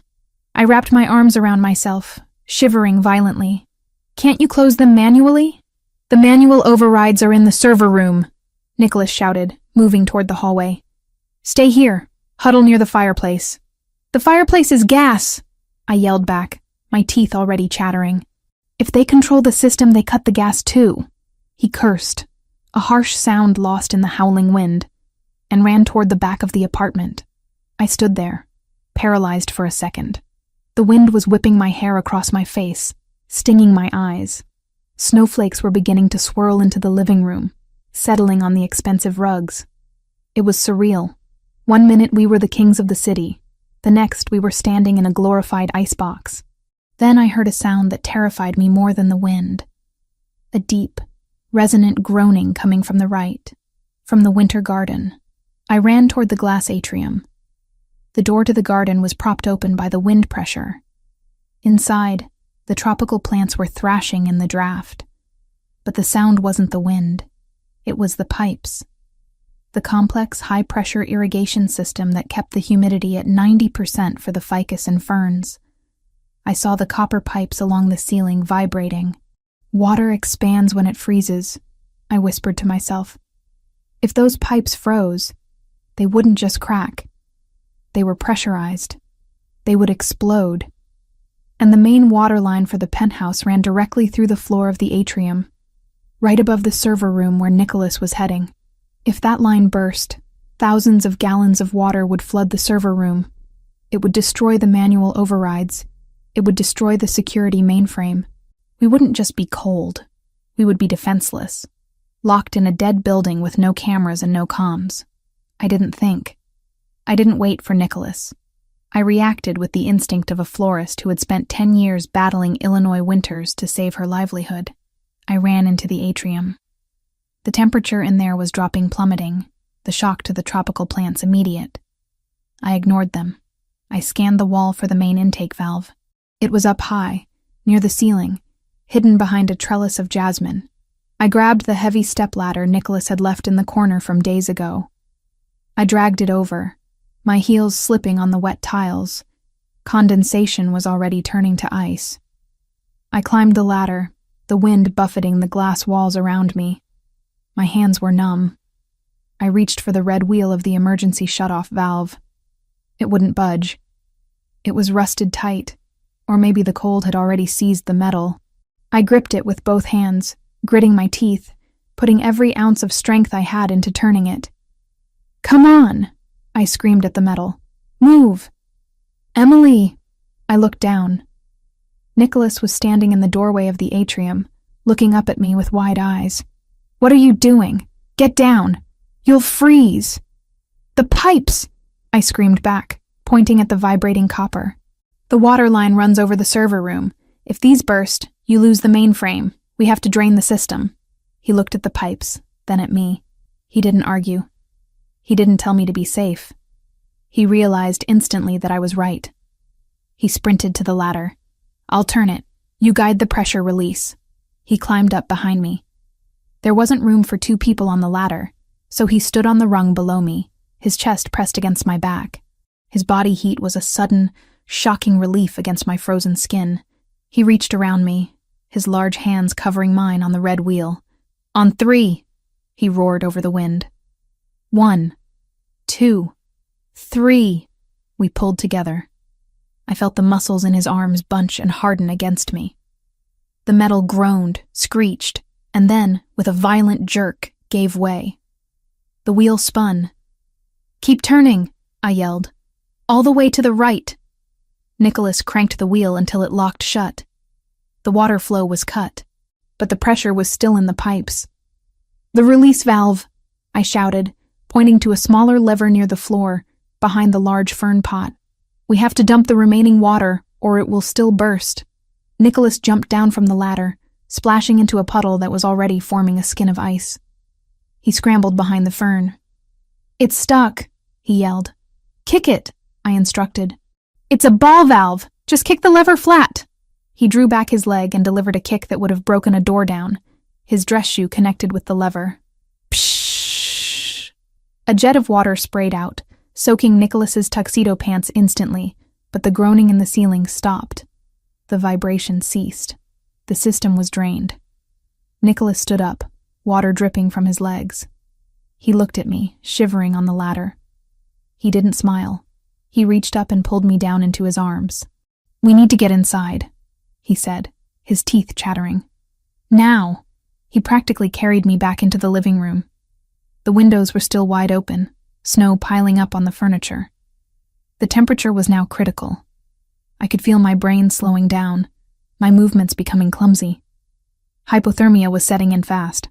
"Server room," Nicholas commanded. "It's interior, no windows.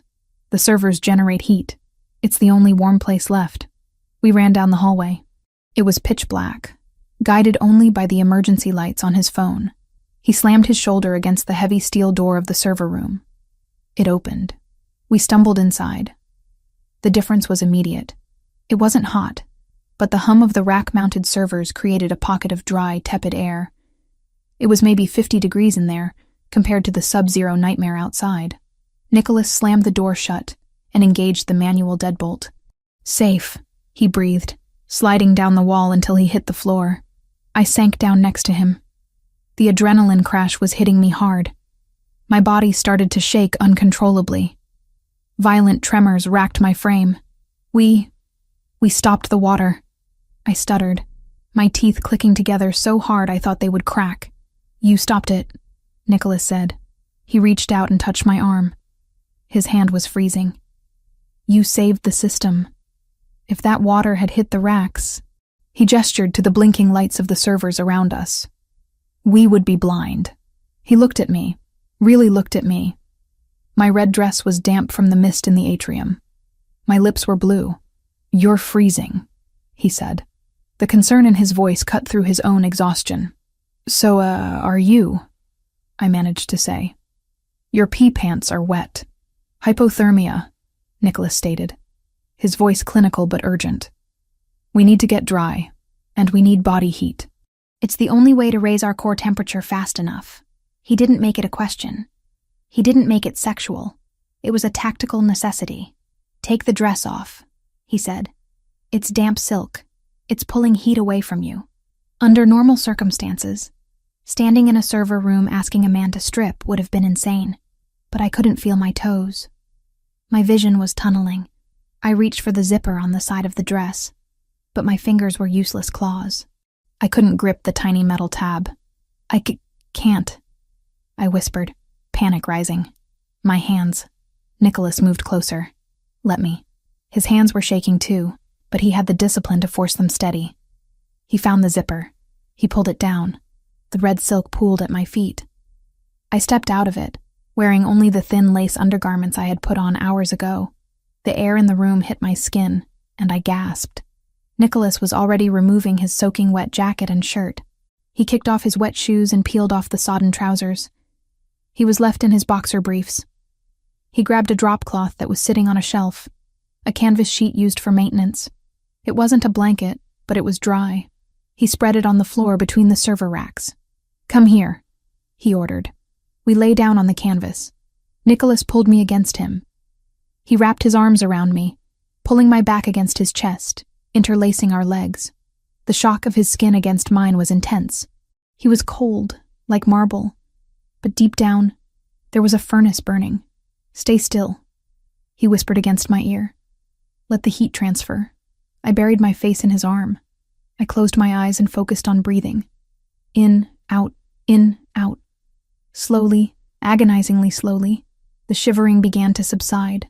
I could feel the warmth seeping from him into me, and from me into him. It was a primitive, biological magic. "They tried to freeze us out," Nicholas murmured, his voice rumbling in his chest against my back. "They couldn't get past the bulletproof glass, so they used the smart home hub. Clever. Kenta is more tech-savvy than his father. You need to fix the firewall," I mumbled, the drowsiness of warming up starting to take over. "I will," he promised, "once I can feel my fingers again." He tightened his grip on me. His hand rested flat on my stomach, his thumb tracing the line of my hip bone. "You were incredible out there," he said softly. "Most people would have run for the door. You ran toward the danger." "I know pipes," I whispered. "I know what ice does to things that are trying to grow." "You saved us," he repeated. "Emily, Do you understand? You didn't just save the computer, you saved our position. If this system went down, the perimeter sensors would fail. They could have walked right in the front door. I turned in his arms, shifting so I was facing him. The space between the server racks was narrow, forcing us to be completely intertwined. In the blinking blue LEDs of the server lights, his face looked sharp, stripped of all the social masks he wore. "We're a good team," I said. He looked at my lips, then my eyes. "We are." He reached up and brushed a strand of hair away from my face. His touch was no longer cold. It was warm. "I'm sorry," he said. "For what?" "For the blizzard? For bringing this to your door? For the cold? For the fear?" "I'm not afraid," I lied. Well, maybe it wasn't a lie anymore. "I was afraid in the shop when you smashed the table. I was afraid when the courier brought the flour. But right now, I'm just angry." Nicholas's eyes flared with approval. "Good. Hold on to that. Anger keeps you warm. What are we going to do, Nicholas, when the sun comes up?" "First, I reboot the system manually from this terminal." He gestured to the console behind him. "I lock them out. Then I turn the heat back on. Then we finish it," he said, darker than the shadows in the room. "They escalated. They attacked my home. They attacked you. There are no more rules." He pulled me closer, burying his face in the crook of my neck. I could feel his heartbeat against my chest, steady, powerful, reassuring. "But for now," he whispered, "we just survived the night." I rested my head on his shoulder. The hum of the servers was a white noise lullaby. The canvas was rough against my skin, and the floor was hard, but I had never felt safer. We lay there for hours, suspended in time. The storm raged outside the open windows of the living room, burying the penthouse in snow, freezing the furniture, destroying the art. But in this tiny steel box, we were alive. At some point, the shivering stopped completely. The heat between us became stifling, heavy with something else. "Emily," Nicholas whispered. "Yeah?" "I can't stop thinking about the dress." I laughed, a tired, breathless sound. "The one on the floor? The way you looked in it. Before the wine. Before the cold." He shifted his weight, his leg pressing firmly between mine. "You looked like a queen." "I felt like an imposter," I admitted. "Diamonds and silk. That's not me. I'm dirt under the fingernails and aprons." "No," Nicholas said fiercely. "That's where you're wrong. The silk is just wrapping. The diamond is carbon under pressure. That's you. You're the strongest thing in this room." He kissed me then. It wasn't like the kiss in the car. That had been adrenaline and showmanship. This was slow. It was gratitude and reverence. He kissed me like I was the only source of oxygen in the room. My hands found his shoulders, sliding over the smooth muscle. "Nicholas, I'm here. Don't let go." Never. We didn't have sex. It wasn't the time, and the floor was too hard, the situation too precarious. But the intimacy of lying half naked with him, skin to skin, keeping each other alive, was more profound than any physical act. It was a binding contract.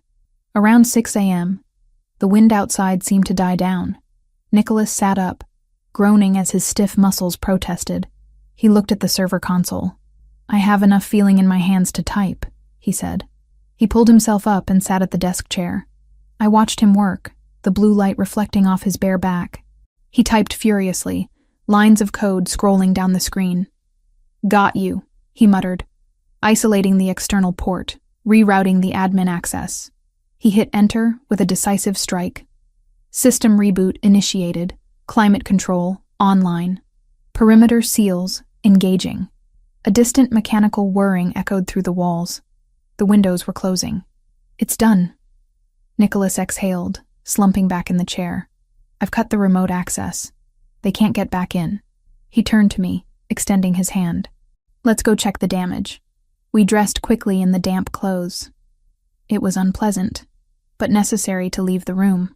Walking back into the living room was like walking into a disaster zone. Snow had drifted halfway across the Persian rug.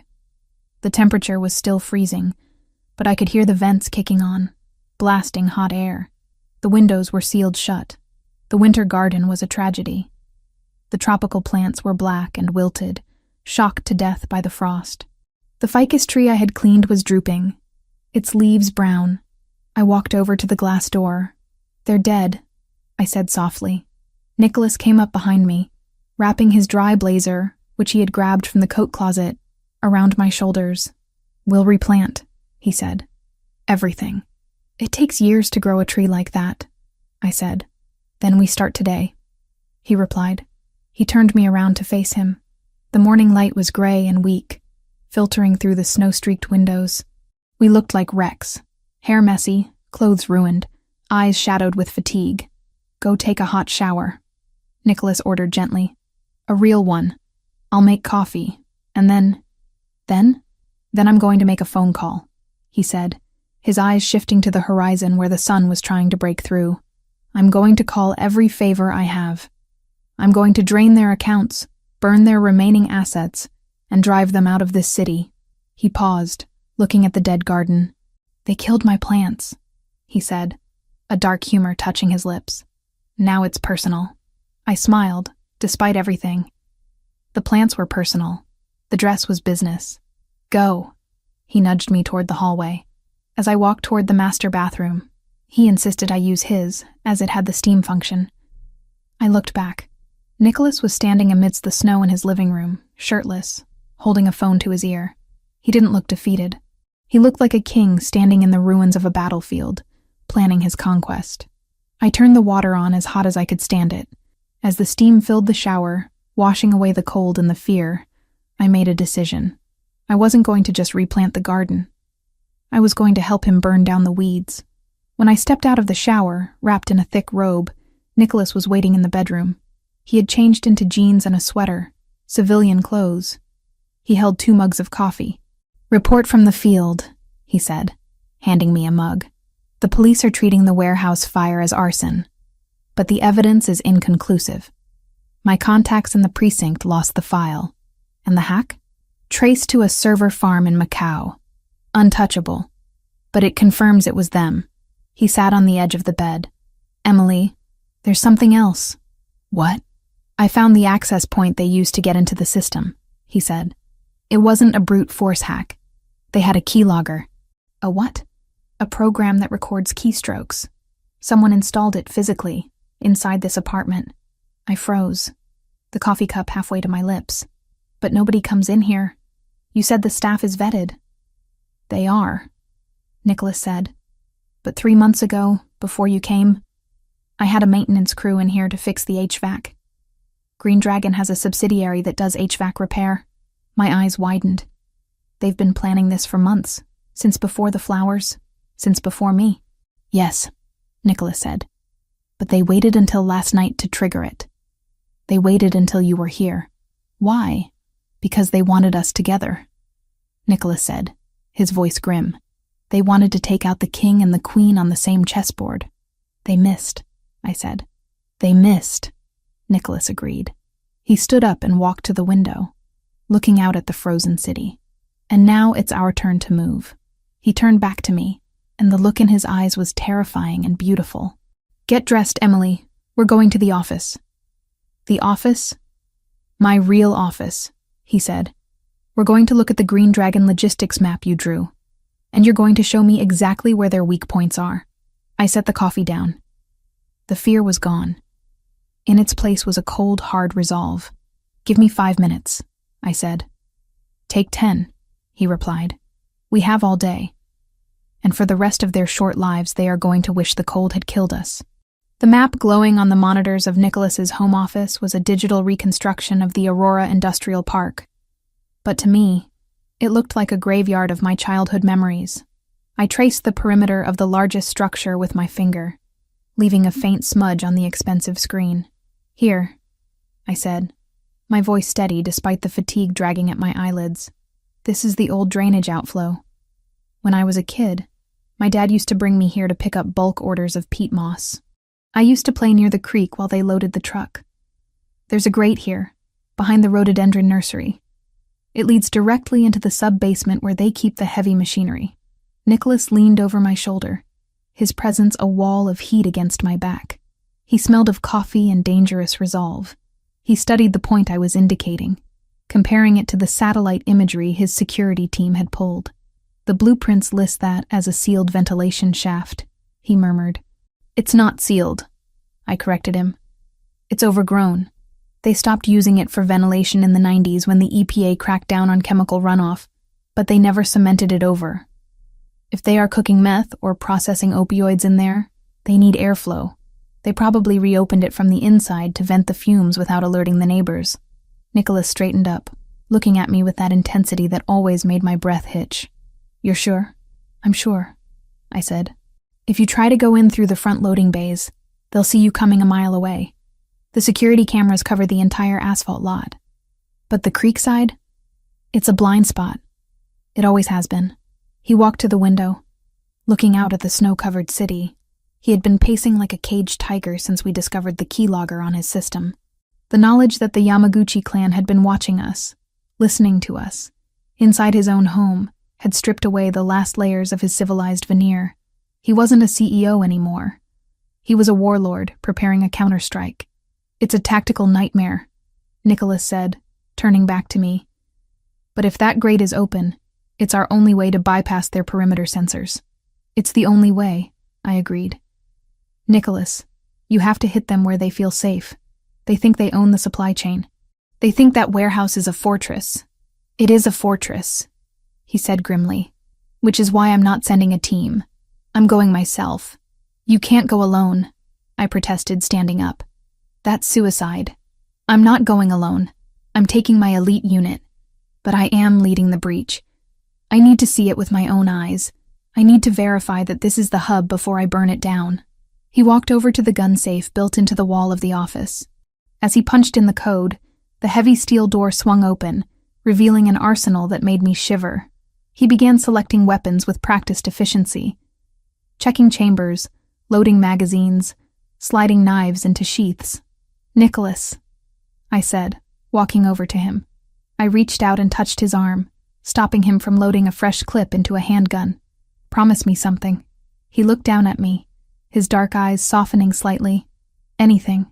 The front section of the warehouse, I said. The part that faces the road. That's where they keep the legitimate inventory. The seasonal stock. Poinsettias, winter jasmine, the mother plants for the spring propagation. He frowned. Emily, I'm going there to destroy their operation. I can't worry about inventory. They are living things, I insisted. They didn't ask to be part of a drug front. If you burn the chemical lab in the back, try to spare the greenhouses in the front. Please. For me. It was a ridiculous request. I knew that. Asking a mafia boss to be careful with petunias while he was raiding a heavily armed compound. But Nicholas didn't laugh. He didn't dismiss me. He looked at my face, searching for something. And then he nodded. I'll trigger the fire suppression system in the front zones before I ignite the rear, he promised. The plants will get wet, but they won't burn. Thank you, I whispered. He leaned down and kissed me hard, a kiss that tasted of finality and fierce promise. Stay here. Monitor the police scanners. If anything goes wrong, if I don't call you by midnight, you initiate the ghost protocol. You take the cash in the safe, you go to the airfield, and you disappear. I'm not going anywhere, I said fiercely, gripping his sweater. You're coming back, you have to. You still owe me a new table. A dark chuckle escaped him. Right, the table. He pulled away, grabbed his tactical vest, and walked out the door. I listened to his footsteps fading down the hallway, the heavy thud of the elevator doors closing. And then, silence. The waiting was a physical pain. I sat in the office, surrounded by the glow of monitors. I had pulled up the live feed of the Chicago Police Dispatch on one screen and the weather radar on the other. A fresh band of snow was moving in, which was good for Nicholas. Heavy snow meant low visibility. It meant the world would be quiet. Hours bled into one another. I paced. I drank coffee that had turned cold. I replayed the layout of the Aurora facility in my mind. praying that my memory from 15 years ago hadn't failed me. What if they had sealed the grate? What if they had put a sensor there? I stared at the phone, willing it to ring. Every minute that passed felt like a tightening noose. I imagined him crawling through freezing mud, breaching steel doors, facing men who killed for a living. Please, I thought, directing the plea to the universe, to God, to anyone listening. Bring him back. I don't care about the debts. I don't care about the shop. Just bring him back. The Aurora Distribution Center was a hulking shadow against the snow-blind sky. Nicholas lay prone on the frozen bank of the creek, the icy mud soaking through his tactical gear. He didn't feel the cold. His adrenaline was a roaring fire in his veins. Through the scope of his night vision goggles, the world was a wash of green phosphorescence. He saw the grate Emily had described. It was there, hidden behind a tangle of dead rhododendrons and chain-link fencing that had rusted through. Just as she had said. Target acquired, he whispered into his comms. Breach point confirmed. Alpha team, on me. Bravo, hold the perimeter. If anything runs out the back door, put it down. He moved forward, cutting through the wire with silent shears. The grate was heavy, but the hinges were rusted almost off. He pried it open, the screech of metal masked by the howling wind. He slid into the darkness. The tunnel smelled of rot and old chemicals. It was tight, claustrophobic. But Nicholas moved with the fluidity of a predator. He crawled for 50 yards until he saw light filtering through a floor vent above him. Voices. He pushed the vent up. He was in a storage room. He pulled himself up, silent as a ghost, his weapon raised. The facility was massive. The front section, as Emily had said, was filled with rows of shelving holding legitimate gardening supplies. Bags of soil, ceramic pots, crates of dormant bulbs. But as he moved deeper, the air changed. The smell of fertilizer was replaced by the sharp, acrid sting of acetone and ammonia. He found the false wall behind a stack of pallets. It slid open to reveal the heart of the operation. It wasn't just a warehouse. It was a factory. Stainless steel vats bubbled with clear liquid. Conveyor belts moved bags of fertilizer that were being stuffed with vacuum-sealed bricks of white powder. Men in hazmat suits and armed guards with automatic rifles patrolled the catwalks. Nicholas signaled his team. Execute. The firefight was brief, violent, and surgical. Nicholas didn't waste bullets. He moved through the chaos like a wraith, taking down 2 guards before they could even raise their weapons. His men flooded the room, securing the catwalks. Within 5 minutes, the floor was theirs. The Yamaguchi technicians were zip-tied on the ground. The guards were neutralized. Nicholas walked to the main office overlooking the production floor. He kicked the door open. Inside, a terrified middle manager was trying to shred documents. Nicholas grabbed him by the collar and threw him away from the desk. The ledgers, Nicholas barked. Where are the physical ledgers?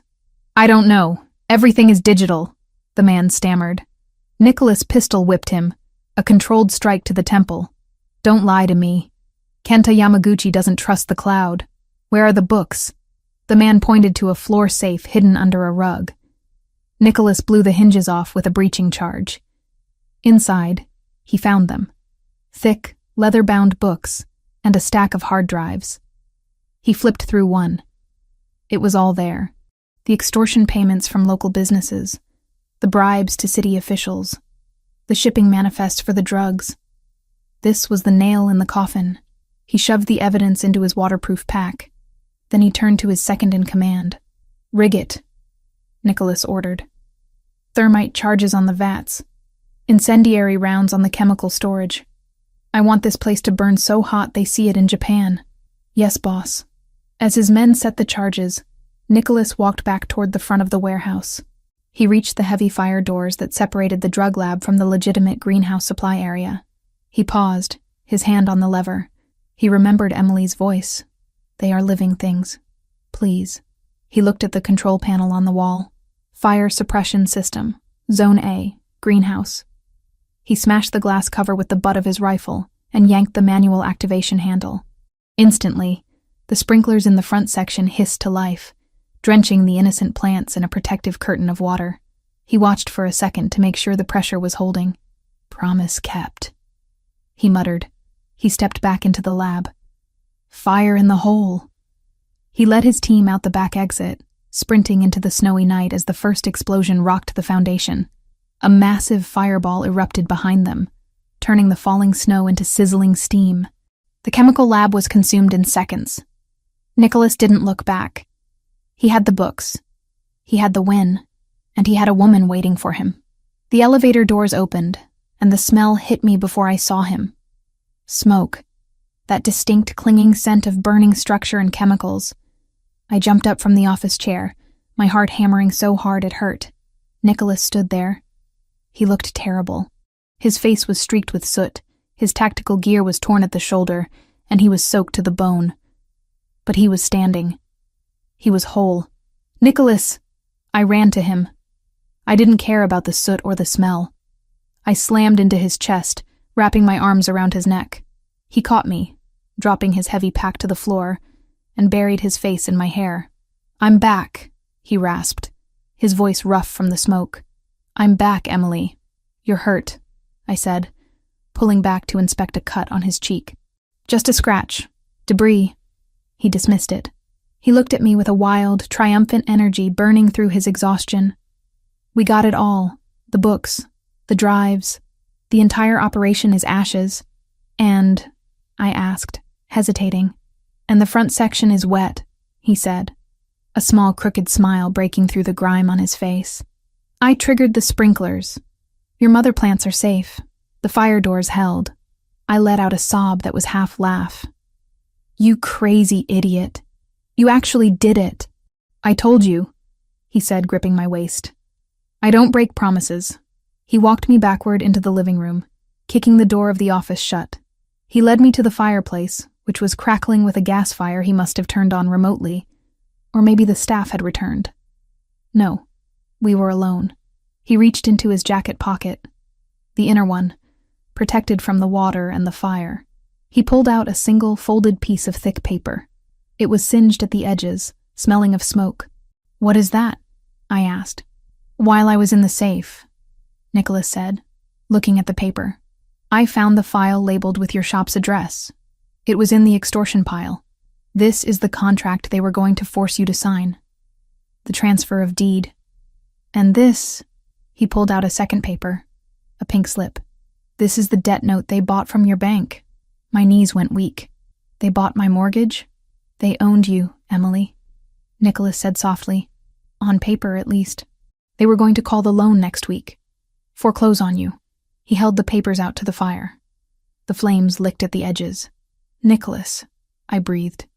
"You don't owe them anything," he said. "Not a cent. Not a flower. Not a minute of sleep." He dropped the papers into the fire. We watched them burn. The paper curled, blackened, and turned to ash, floating up the chimney. My debt, my fear, my chains, gone. Nicholas turned to me. The firelight danced in his dark eyes, reflecting the raw, naked desire that had been simmering between us for days, suppressed by danger and cold.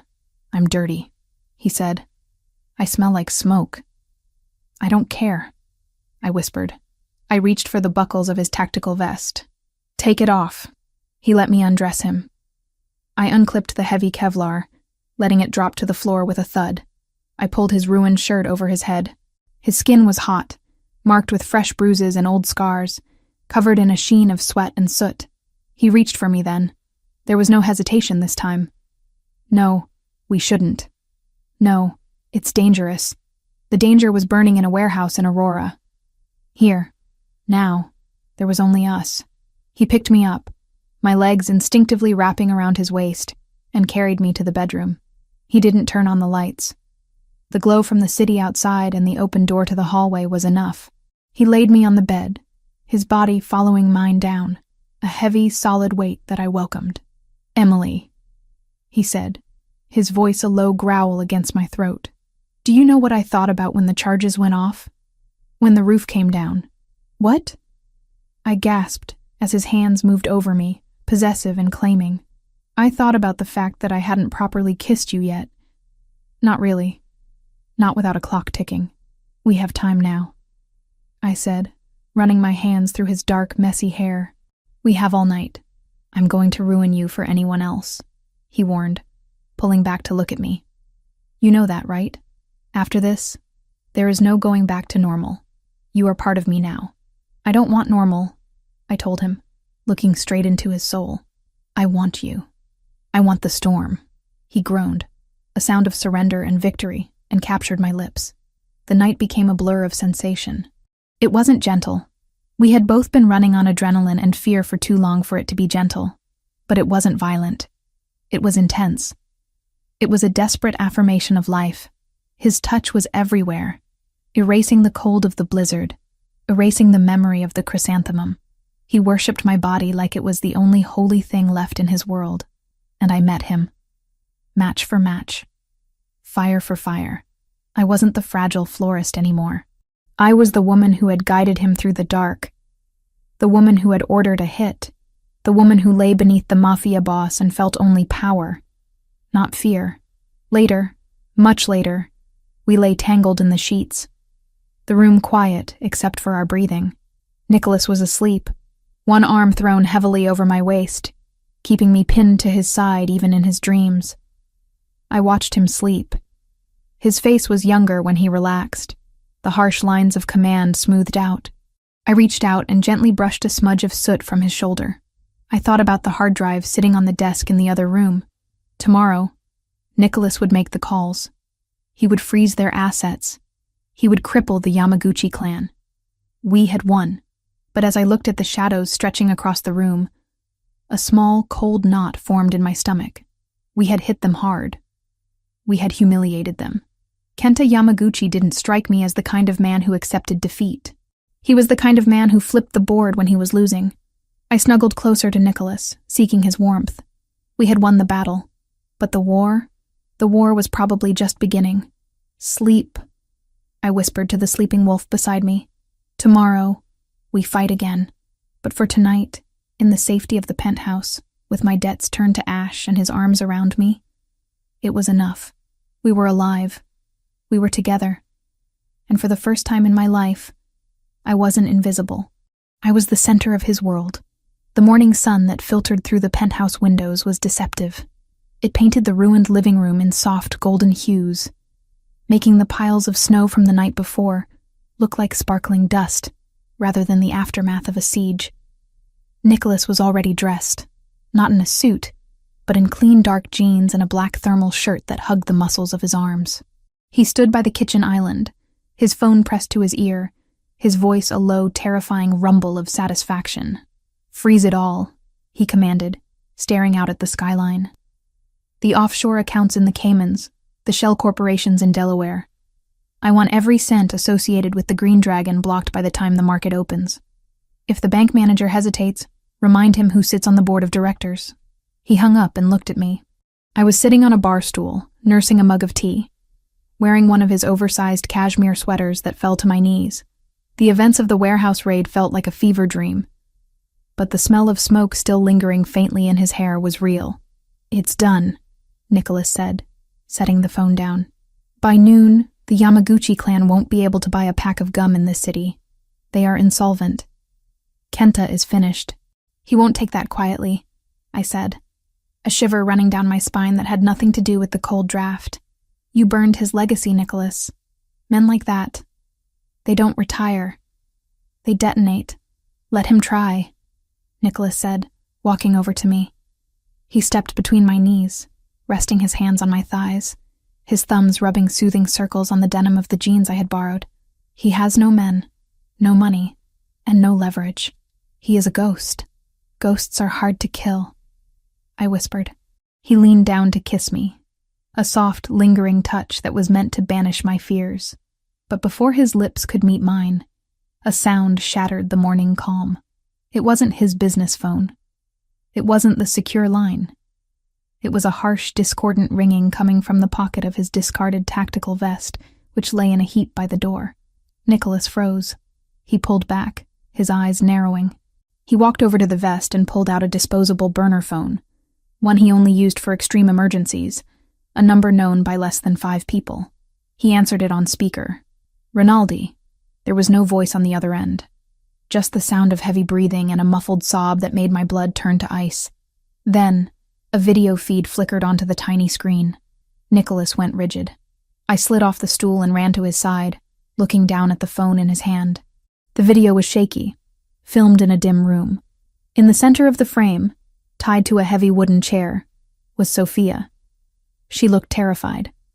Her dark curly hair was matted with sweat, her lip was split, and her hands were bound behind her back with thick zip ties. She was shaking violently. A hand entered the frame, a hand wearing a gold signet ring with a dragon crest. It gripped Sophia's hair and yanked her head back, forcing her to look at the camera. "Say hello to your brother."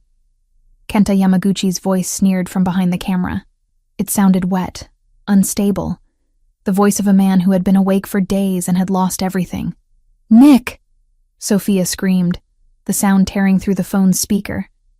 "Nick, don't come. It's a trap, don't—" The hand struck her, a brutal backhand that silenced her and knocked the chair sideways. Nicholas let out a sound I had never heard from a human being before. It was a guttural roar of pure, animalistic agony. His hand crushed the phone so hard I thought the plastic would shatter. "Kenta!" Nicholas screamed at the screen. "If you touch her again, I will flay you alive." "You took my warehouse," Kenta's voice hissed, sounding closer to the microphone now. "You burned my birthright. You made me look weak. Now I take what is yours. An eye for an eye, Rinaldi. A legacy for a legacy." The camera panned back to Sophia, who was weeping silently now. "You have 1 hour," Kenta said. "Come to the North Harbor shipping yards. Pier 4. Alone, unarmed. If I see a single one of your guards, if I smell a cop, I put a bullet in her brain and dump her in the lake. 1 hour, Nicholas. Tick-tock." The screen went black. Nicholas stared at the blank phone for a heartbeat, his chest heaving. Then, he exploded. He turned and hurled the phone against the wall. It shattered into pieces. He grabbed a heavy crystal vase from the console table and smashed it into the mirror above the fireplace. Shards of glass rained down, reflecting the fractured monster he had become. "I'm going to kill him," Nicholas chanted, pacing the room like a caged beast. "I'm going to rip his throat out with my teeth." He stormed toward the gun safe in the office. "Nicholas, stop!" I yelled, chasing after him. "You can't go there. He said Pier 4. That's open ground.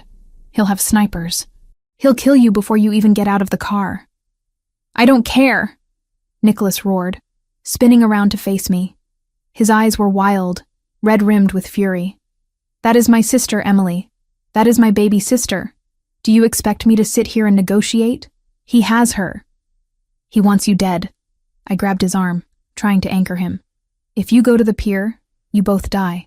That's the end game. He doesn't want money. He wants a murder-suicide." "Then I'd trade my life for hers," Nicholas said, his voice cracking. He ripped his arm from my grasp and punched the code into the safe. "If I have to die so she lives, I do it. That's the deal. That has always been the deal." He grabbed a handgun and shoved it into his waistband. He grabbed a knife. He was moving on instinct, blind and deaf to reason. "Nicholas, please, think," I begged, standing between him and the door. "Kenta is desperate. He's hiding. Why would he take her to a shipping pier? It's too exposed. It's too cold. Where was the video filmed?" "It doesn't matter," Nicholas shouted, trying to push past me. "It matters," I screamed back, shoving him in the chest with both hands. "Look at the video. Think, Nicholas. You're a strategist. Stop acting like a brawler. Where was she?" He stopped, breathing hard, looking down at me. "It was a room, a dark room." "Show me the backup," I demanded. "Your phone automatically backs up media files to the cloud server, right? Pull it up on the monitor. Now. We don't have time." "We have 50 minutes," I snapped. "If you drive to the pier, you die in 20. Give me 2 minutes to look at the damn video." Something in my voice, maybe the echo of the command I had used when we saved the server room, got through to him. He blinked, shaking his head as if clearing a fog. He walked to the desk and punched a key. The large monitor flickered to life. He accessed the cloud backup. The video file was there. He clicked play. Sophia's terrified face filled the massive 4K screen. "Pause," I ordered. He hit the space bar. Look at the background, I said, leaning in, my eyes scanning the blurry details behind Sophia's chair. It's not a shipping container. It's not a warehouse office. Look at the wall. Nicholas squinted. It's peeling paint. It's a dump. No, I said, stepping closer, my finger tracing the pattern on the screen. That's not paint. That's wallpaper. See the repeating pattern? It's faded, yellowed with age, but you can see the design. Blue hydrangeas intertwined with gold ivy vines. And look at the baseboard. That's mahogany wainscoting, hand-carved. You don't find hand-carved mahogany in a shipping yard. So he's in a house, Nicholas said, pacing again. An abandoned house. That could be anywhere in the city. No, not anywhere, I murmured, my mind racing back through years of estate sales, auctions, and floral conventions. I knew that pattern. I had seen it before.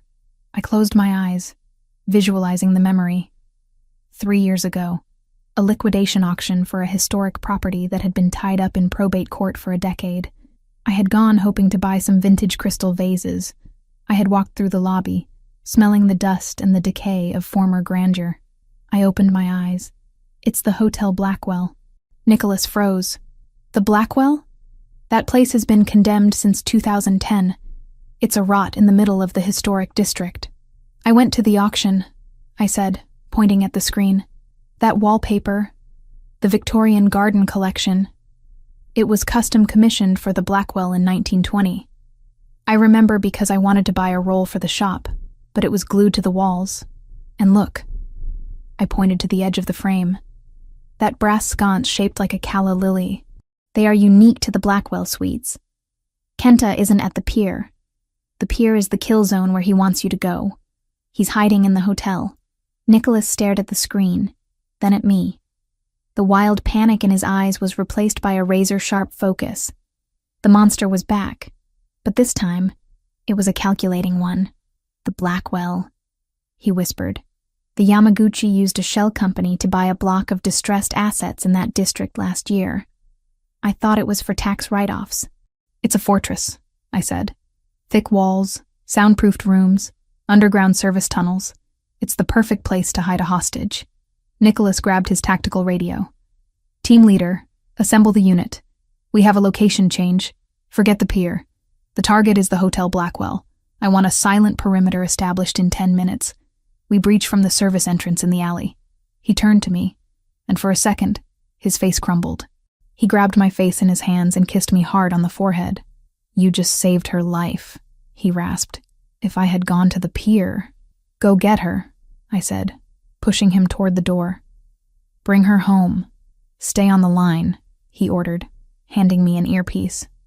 I want you on comms. You guide us. You know the layout? I know the lobby and the first floor suites, I said, putting the earpiece in. Go. Nicholas didn't look back.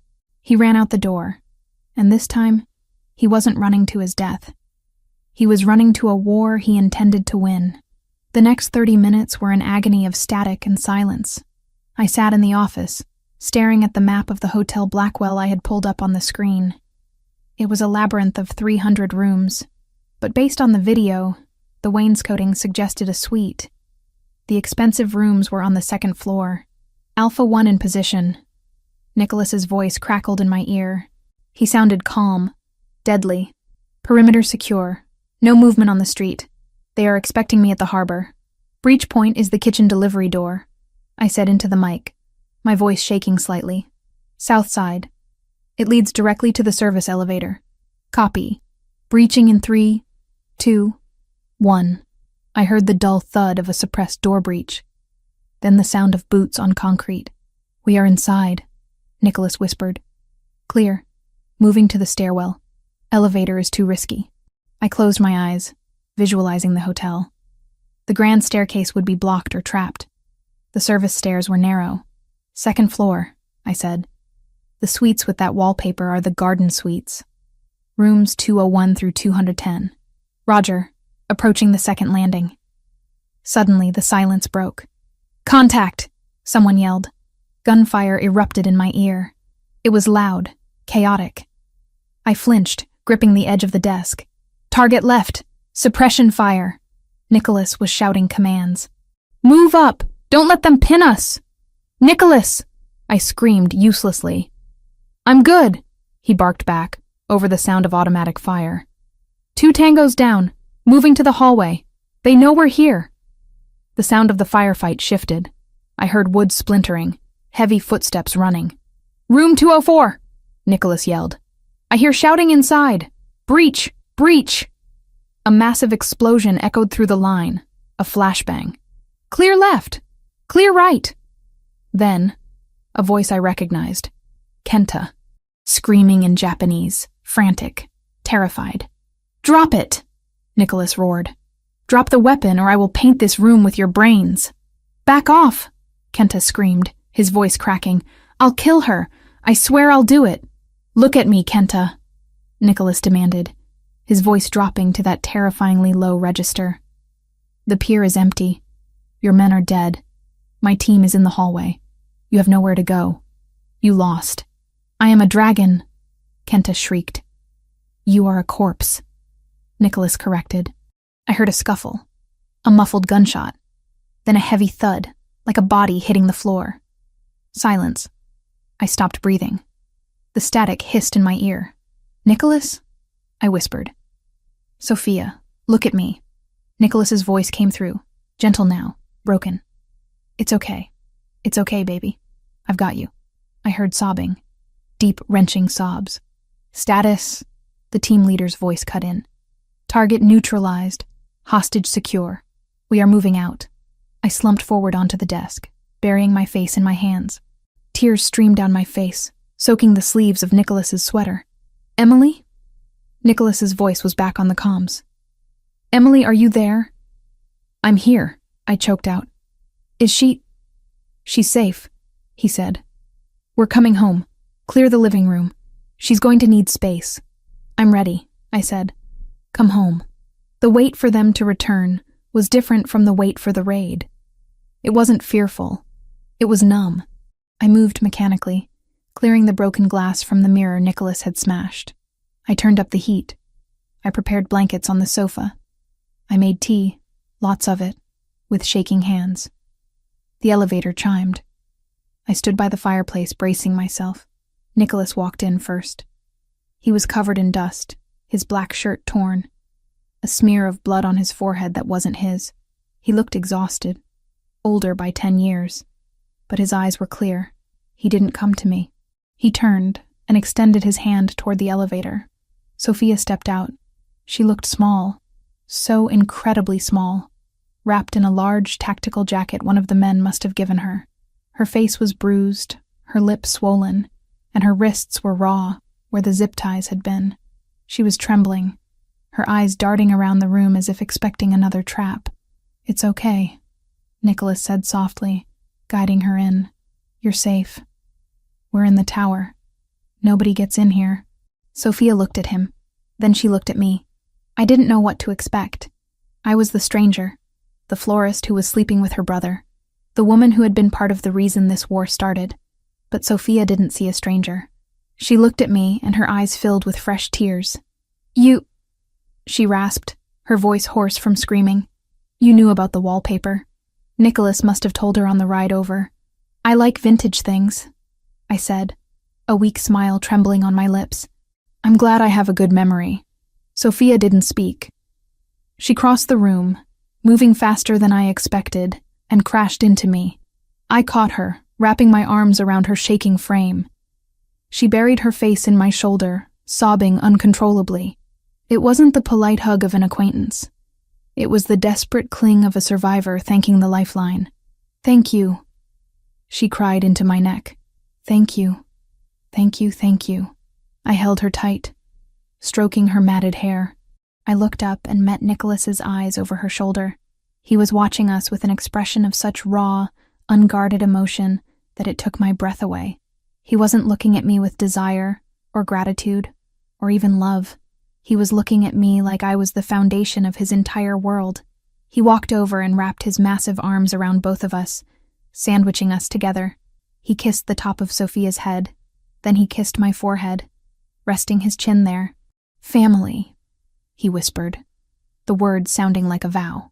We stood there for a long time, a tangle of bruised bodies and frayed nerves in the middle of the luxury penthouse. The war was over. Kenta was dead. The threat was gone. But as I held Sofia Rinaldi, feeling her tears soak my shirt, I realized something. I wasn't just under Nicholas's protection anymore. I was part of the pack. I had earned my place not by marriage or by blood, but by fire. I need a shower, Sophia sniffled finally, pulling back but keeping hold of my hand. And I need to burn these clothes. I have sweatpants, I said, and really expensive shampoo. Come on. I led her toward the guest suite, my old room. Nicholas stayed in the living room. As I reached the doorway, I looked back. He was standing by the window, looking out at the city. He pulled the gun from his waistband and set it on the table. Then he pulled out the knife, then the earpiece. He was disarming himself. He looked at me. He didn't say a word, but the message was clear. You did this. You fixed this. I nodded, a silent acknowledgement, and turned back to Sophia. Let's get you cleaned up, I said, and then we're going to order the greasiest pizza in Chicago. Sophia managed a weak, watery laugh. God, yes. No more organic kale, please. Deal, I said. I helped her into the bathroom, turning on the water, finding clean towels. I acted the part of the big sister I had never been, and in caring for her, the last of my own fear evaporated. I wasn't the damsel. I wasn't the victim. I was the one who knew the wallpaper. I was the one who saw what the soldiers missed. Nicholas Rinaldi might be the king of Chicago, but he needed a queen who noticed the details. And as I listened to the water running and the city breathing below us, I knew I was ready for the crown. The silk blindfold tied around my eyes wasn't tight, but it was effective. It reduced my world to a series of sensations. The hum of the car engine beneath me, the scent of expensive leather, and the warm, heavy weight of Nicholas's hand resting on my knee. We have been driving for 20 minutes, I said, trying to gauge our location by the turns the car had taken. If you're taking me to the airport to deport me for being a terrible cook, just tell me. Nicholas laughed. A low, resonant sound that vibrated through the quiet cabin of the SUV. It was a sound I had heard more in the last 3 weeks than I probably had in my entire life before him. The tension that used to coil around him like razor wire had loosened.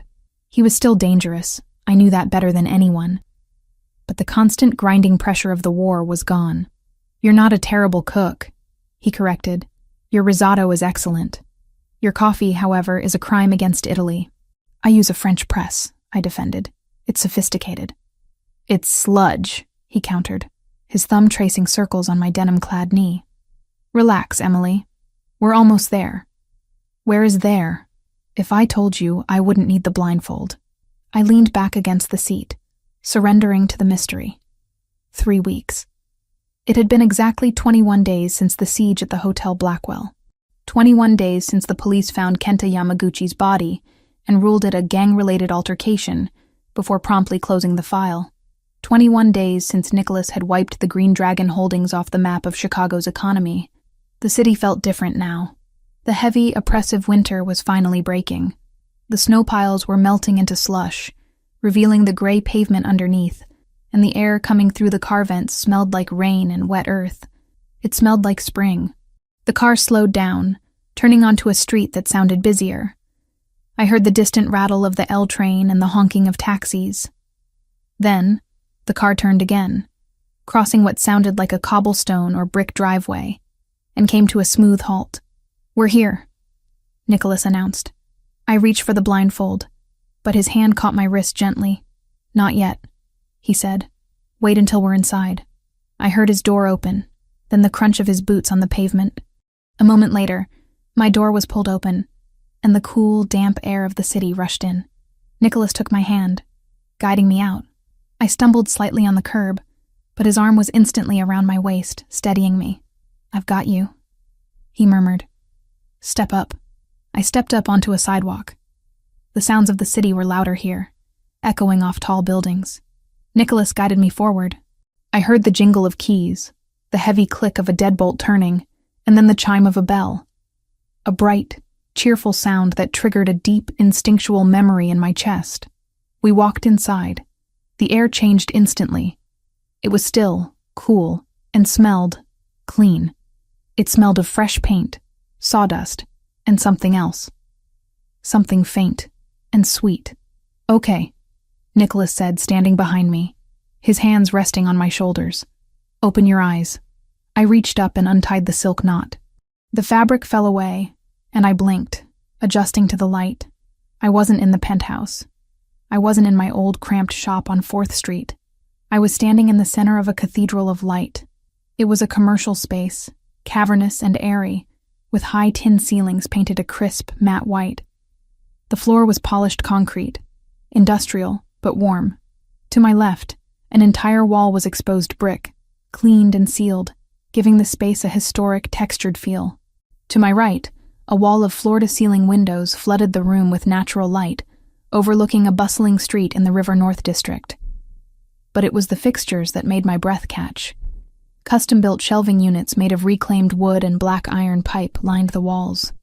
A massive, white marble island, twice the size of the one Nicholas had smashed, sat in the center of the room, gleaming under modern pendant lights. Behind it was a walk-in floral cooler with glass doors that spanned 20 feet, the kind of professional setup I had only ever seen in magazines. It was empty of flowers, mostly, but the potential of the space was overwhelming. It screamed success. It screamed permanence. "Nicholas," I whispered, spinning around to face him. "What is this?" He was leaning against the closed door, hands in his pockets, watching me with a look of intense satisfaction. "This," he said, "is prime real estate. Former art gallery. I bought the building last week." "You bought the building?" I repeated, my brain struggling to process the scale of it. "For what? A front?" "No fronts," he said, pushing off the door and walking toward me. "No laundering. No hidden compartments. Just a business. Specifically, your business." He gestured to the vast empty space. "Your old shop was compromised. The lease was toxic, the location was dangerous, and quite frankly, the plumbing was a disaster. You needed a fresh start. This is it." "Nicholas, I can't afford rent in River North," I said, my pragmatism fighting with my awe. "The square footage alone. My overhead would be astronomical. I'd have to sell orchids made of solid gold." "You don't have to pay rent," a new voice called out from the back of the shop. I turned. Emerging from a doorway that I assumed led to an office or storage area was Sophia. She looked healthy. The bruises on her face had faded to faint yellow shadows that were easily hidden with makeup. But today, she wasn't wearing any. She was wearing ripped jeans, a paint-splattered t-shirt, and had her curly hair tied up in a messy bun. She was holding a clipboard and looking entirely at home. "Sophia?" I asked. "What are you doing here?" "Supervising," she grinned, walking over to give me a quick hug. "Nick has terrible taste in lighting. He wanted to put in fluorescent strips. I told him if he did that, you'd kill him. Flowers need full-spectrum LEDs. So, I overruled him." She gestured to the warm, glowing lights above us. "You're welcome." I looked from Sophia to Nicholas. The fact that she was here, laughing, arguing about light fixtures, was a miracle in itself. The trauma of the Blackwell was there. I could see it in the way she stayed close to the wall, the way her eyes checked the front door when a car drove by. But she wasn't broken. She was rebuilding, just like we were. "Explain," I said to Nicholas, crossing my arms. "Sophia said I don't pay rent." "Why?" "Because you own the building," Nicholas said simply. He reached into his pocket and pulled out a set of keys. Not car keys, not apartment keys. A heavy brass master key ring. He walked over and pressed them into my hand. "Ground floor is commercial," he explained, pointing around the room. "Emily's Botanicals, or whatever you want to call it. Second and third floors are renovated office lofts. I've already secured 5-year leases with a tech startup and an architectural firm. The rental income from the upstairs covers the property tax, the utilities, and the maintenance for the entire building, with a significant profit margin left over." He closed my fingers over the keys. "You don't have overhead, Emily. You have an asset. You can sell 1 daisy a month, and you'll still be in the black." I stared at the keys in my hand, They felt heavy, cold, and real. You did this, I whispered. While you were dismantling an empire, you were buying real estate for me. I multitask. He shrugged, but his eyes were serious. I told you I would burn your debts. This is the other half of that promise. You never have to worry about a supplier squeezing you again. You never have to worry about a landlord. This is yours. Nobody can take it from you. Not the bank, not the Yakuza, not even me. Why? I asked, my voice trembling. Nicholas, this is millions of dollars. Because you saved my family, he said, his voice dropping to that low, intimate register that made the rest of the world disappear. Because you stood in a freezing server room and saved my life. Because you are the only person in the world who knows what I am and doesn't look at me with fear. He stepped closer, his hand coming up to cut my cheek. And because I want to see what you can grow when you aren't afraid of the winter. I looked at him, this man who spoke in violence and grand gestures, and I realized that this wasn't charity. It was an offering. He wasn't trying to buy me. He was trying to build a fortress around me that was made of light and legal contracts instead of concrete and guns. I don't know what to say, I admitted. Say yes, Sophia piped up from the counter, where she was pretending to check inventory lists. And hire me. I need a part-time job that doesn't involve my brother's security team breathing down my neck. I'm good at arrangements. I have an eye for color. I laughed, wiping a sudden tear from my cheek. You're hired, but you're starting on bucket duty. Everyone starts on buckets. Deal, Sophia beamed. Come, Nicholas said, taking my hand again. There's one more thing. He led me toward the back of the shop, past the cooler, to a heavy oak door. He unlocked it with his own key. This is the private office, he said. Soundproofed, reinforced door, separate secure server for your files. We walked inside. It was a beautiful room, lined with bookshelves and smelling of leather. A large mahogany desk sat in the center, a replacement for the table he had smashed. But this one was grander, more permanent. But it wasn't the furniture that caught my eye. On the wall behind the desk, framed in a simple, elegant shadow box, was a flower. It was the white chrysanthemum. The petals were dried now, brittle and preserved forever in resin. The red tips, the paint that had terrified me so much 3 weeks ago, were still vibrant, a stark contrast to the faded white. It didn't look like a threat anymore. It looked like a piece of art, a relic of a war that was won. I walked over to it, staring at the thing that had started it all. You kept it, I said softly. I told you, Nicholas said, standing beside me. It signifies a funeral, but not yours. He traced the edge of the frame. I kept it to remind myself. Every time I look at this, I remember the moment I almost lost you, and I remember that we won. It's a trophy, Emily. It's proof that we survived the fire. I looked from the flower to him. He looked relaxed here, in this space he had built for me. The shadows that usually clung to him were gone, chased away by the sunlight streaming in from the shop. You know, I said, leaning against the desk. In the language of flowers, a white chrysanthemum doesn't just mean death. In some cultures it means truth and loyalty. Is that so? He asked, stepping into my space, his hands finding my waist. Yes, I said, looping my arms around his neck. And red means passion. I think we covered all the bases. We missed one, he murmured, his eyes dropping to my lips. Which one? The future, he said. I don't know what flower represents that. I think, I said, looking over his shoulder at the sunlit shop, at Sophia humming to herself as she unpacked a box of vases, and at the wide-open world outside the window. I think it's whatever we decide to plant. Nicholas smiled, a real, unguarded smile that reached his eyes and stayed there. Then we better get started. I have a lot of dirt to dig. You're not digging anything in those jeans, I teased. Try me, he challenged. I'm very good with my hands. I know, I whispered, the memory of the nights in the penthouse flooding back. He kissed me then, right there in the office of my new life. It wasn't a desperate kiss, or a fearful one. It was steady. It tasted of coffee and promise. It tasted like home. We broke apart when Sophia called out from the front room. "Hey, the delivery truck is here. Someone ordered 500 stems of hydra something?"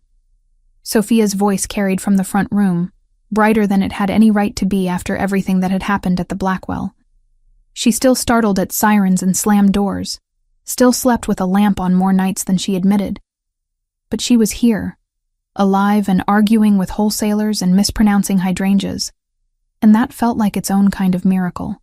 "Hydrangeas," I corrected, pulling away from Nicholas, though I kept his hand in mine. "Blue ones, for the opening." "Blue?" Nicholas raised an eyebrow. "I thought you hated blue." "I hated blue when I was hiding," I said, squeezing his hand. "Blue is calm. Blue is peace. I think I'm ready for a little peace." "You have it," he promised. "As long as I'm standing, you have peace. And you?" I asked, looking at him one last time before going out to meet the delivery. "What do you have, Nicholas? You gave me a building, a business, a future. What do you get out of this deal?" Nicholas looked at the framed chrysanthemum, then at his sister laughing in the other room, and finally back at me. "I get the florist," he said simply.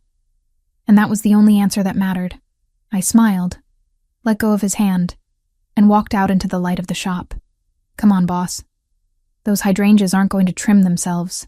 Nicholas Rinaldi, the king of Chicago, the man who burned down warehouses and toppled empires, rolled up his sleeves and followed me. "Yes, ma'am," he said.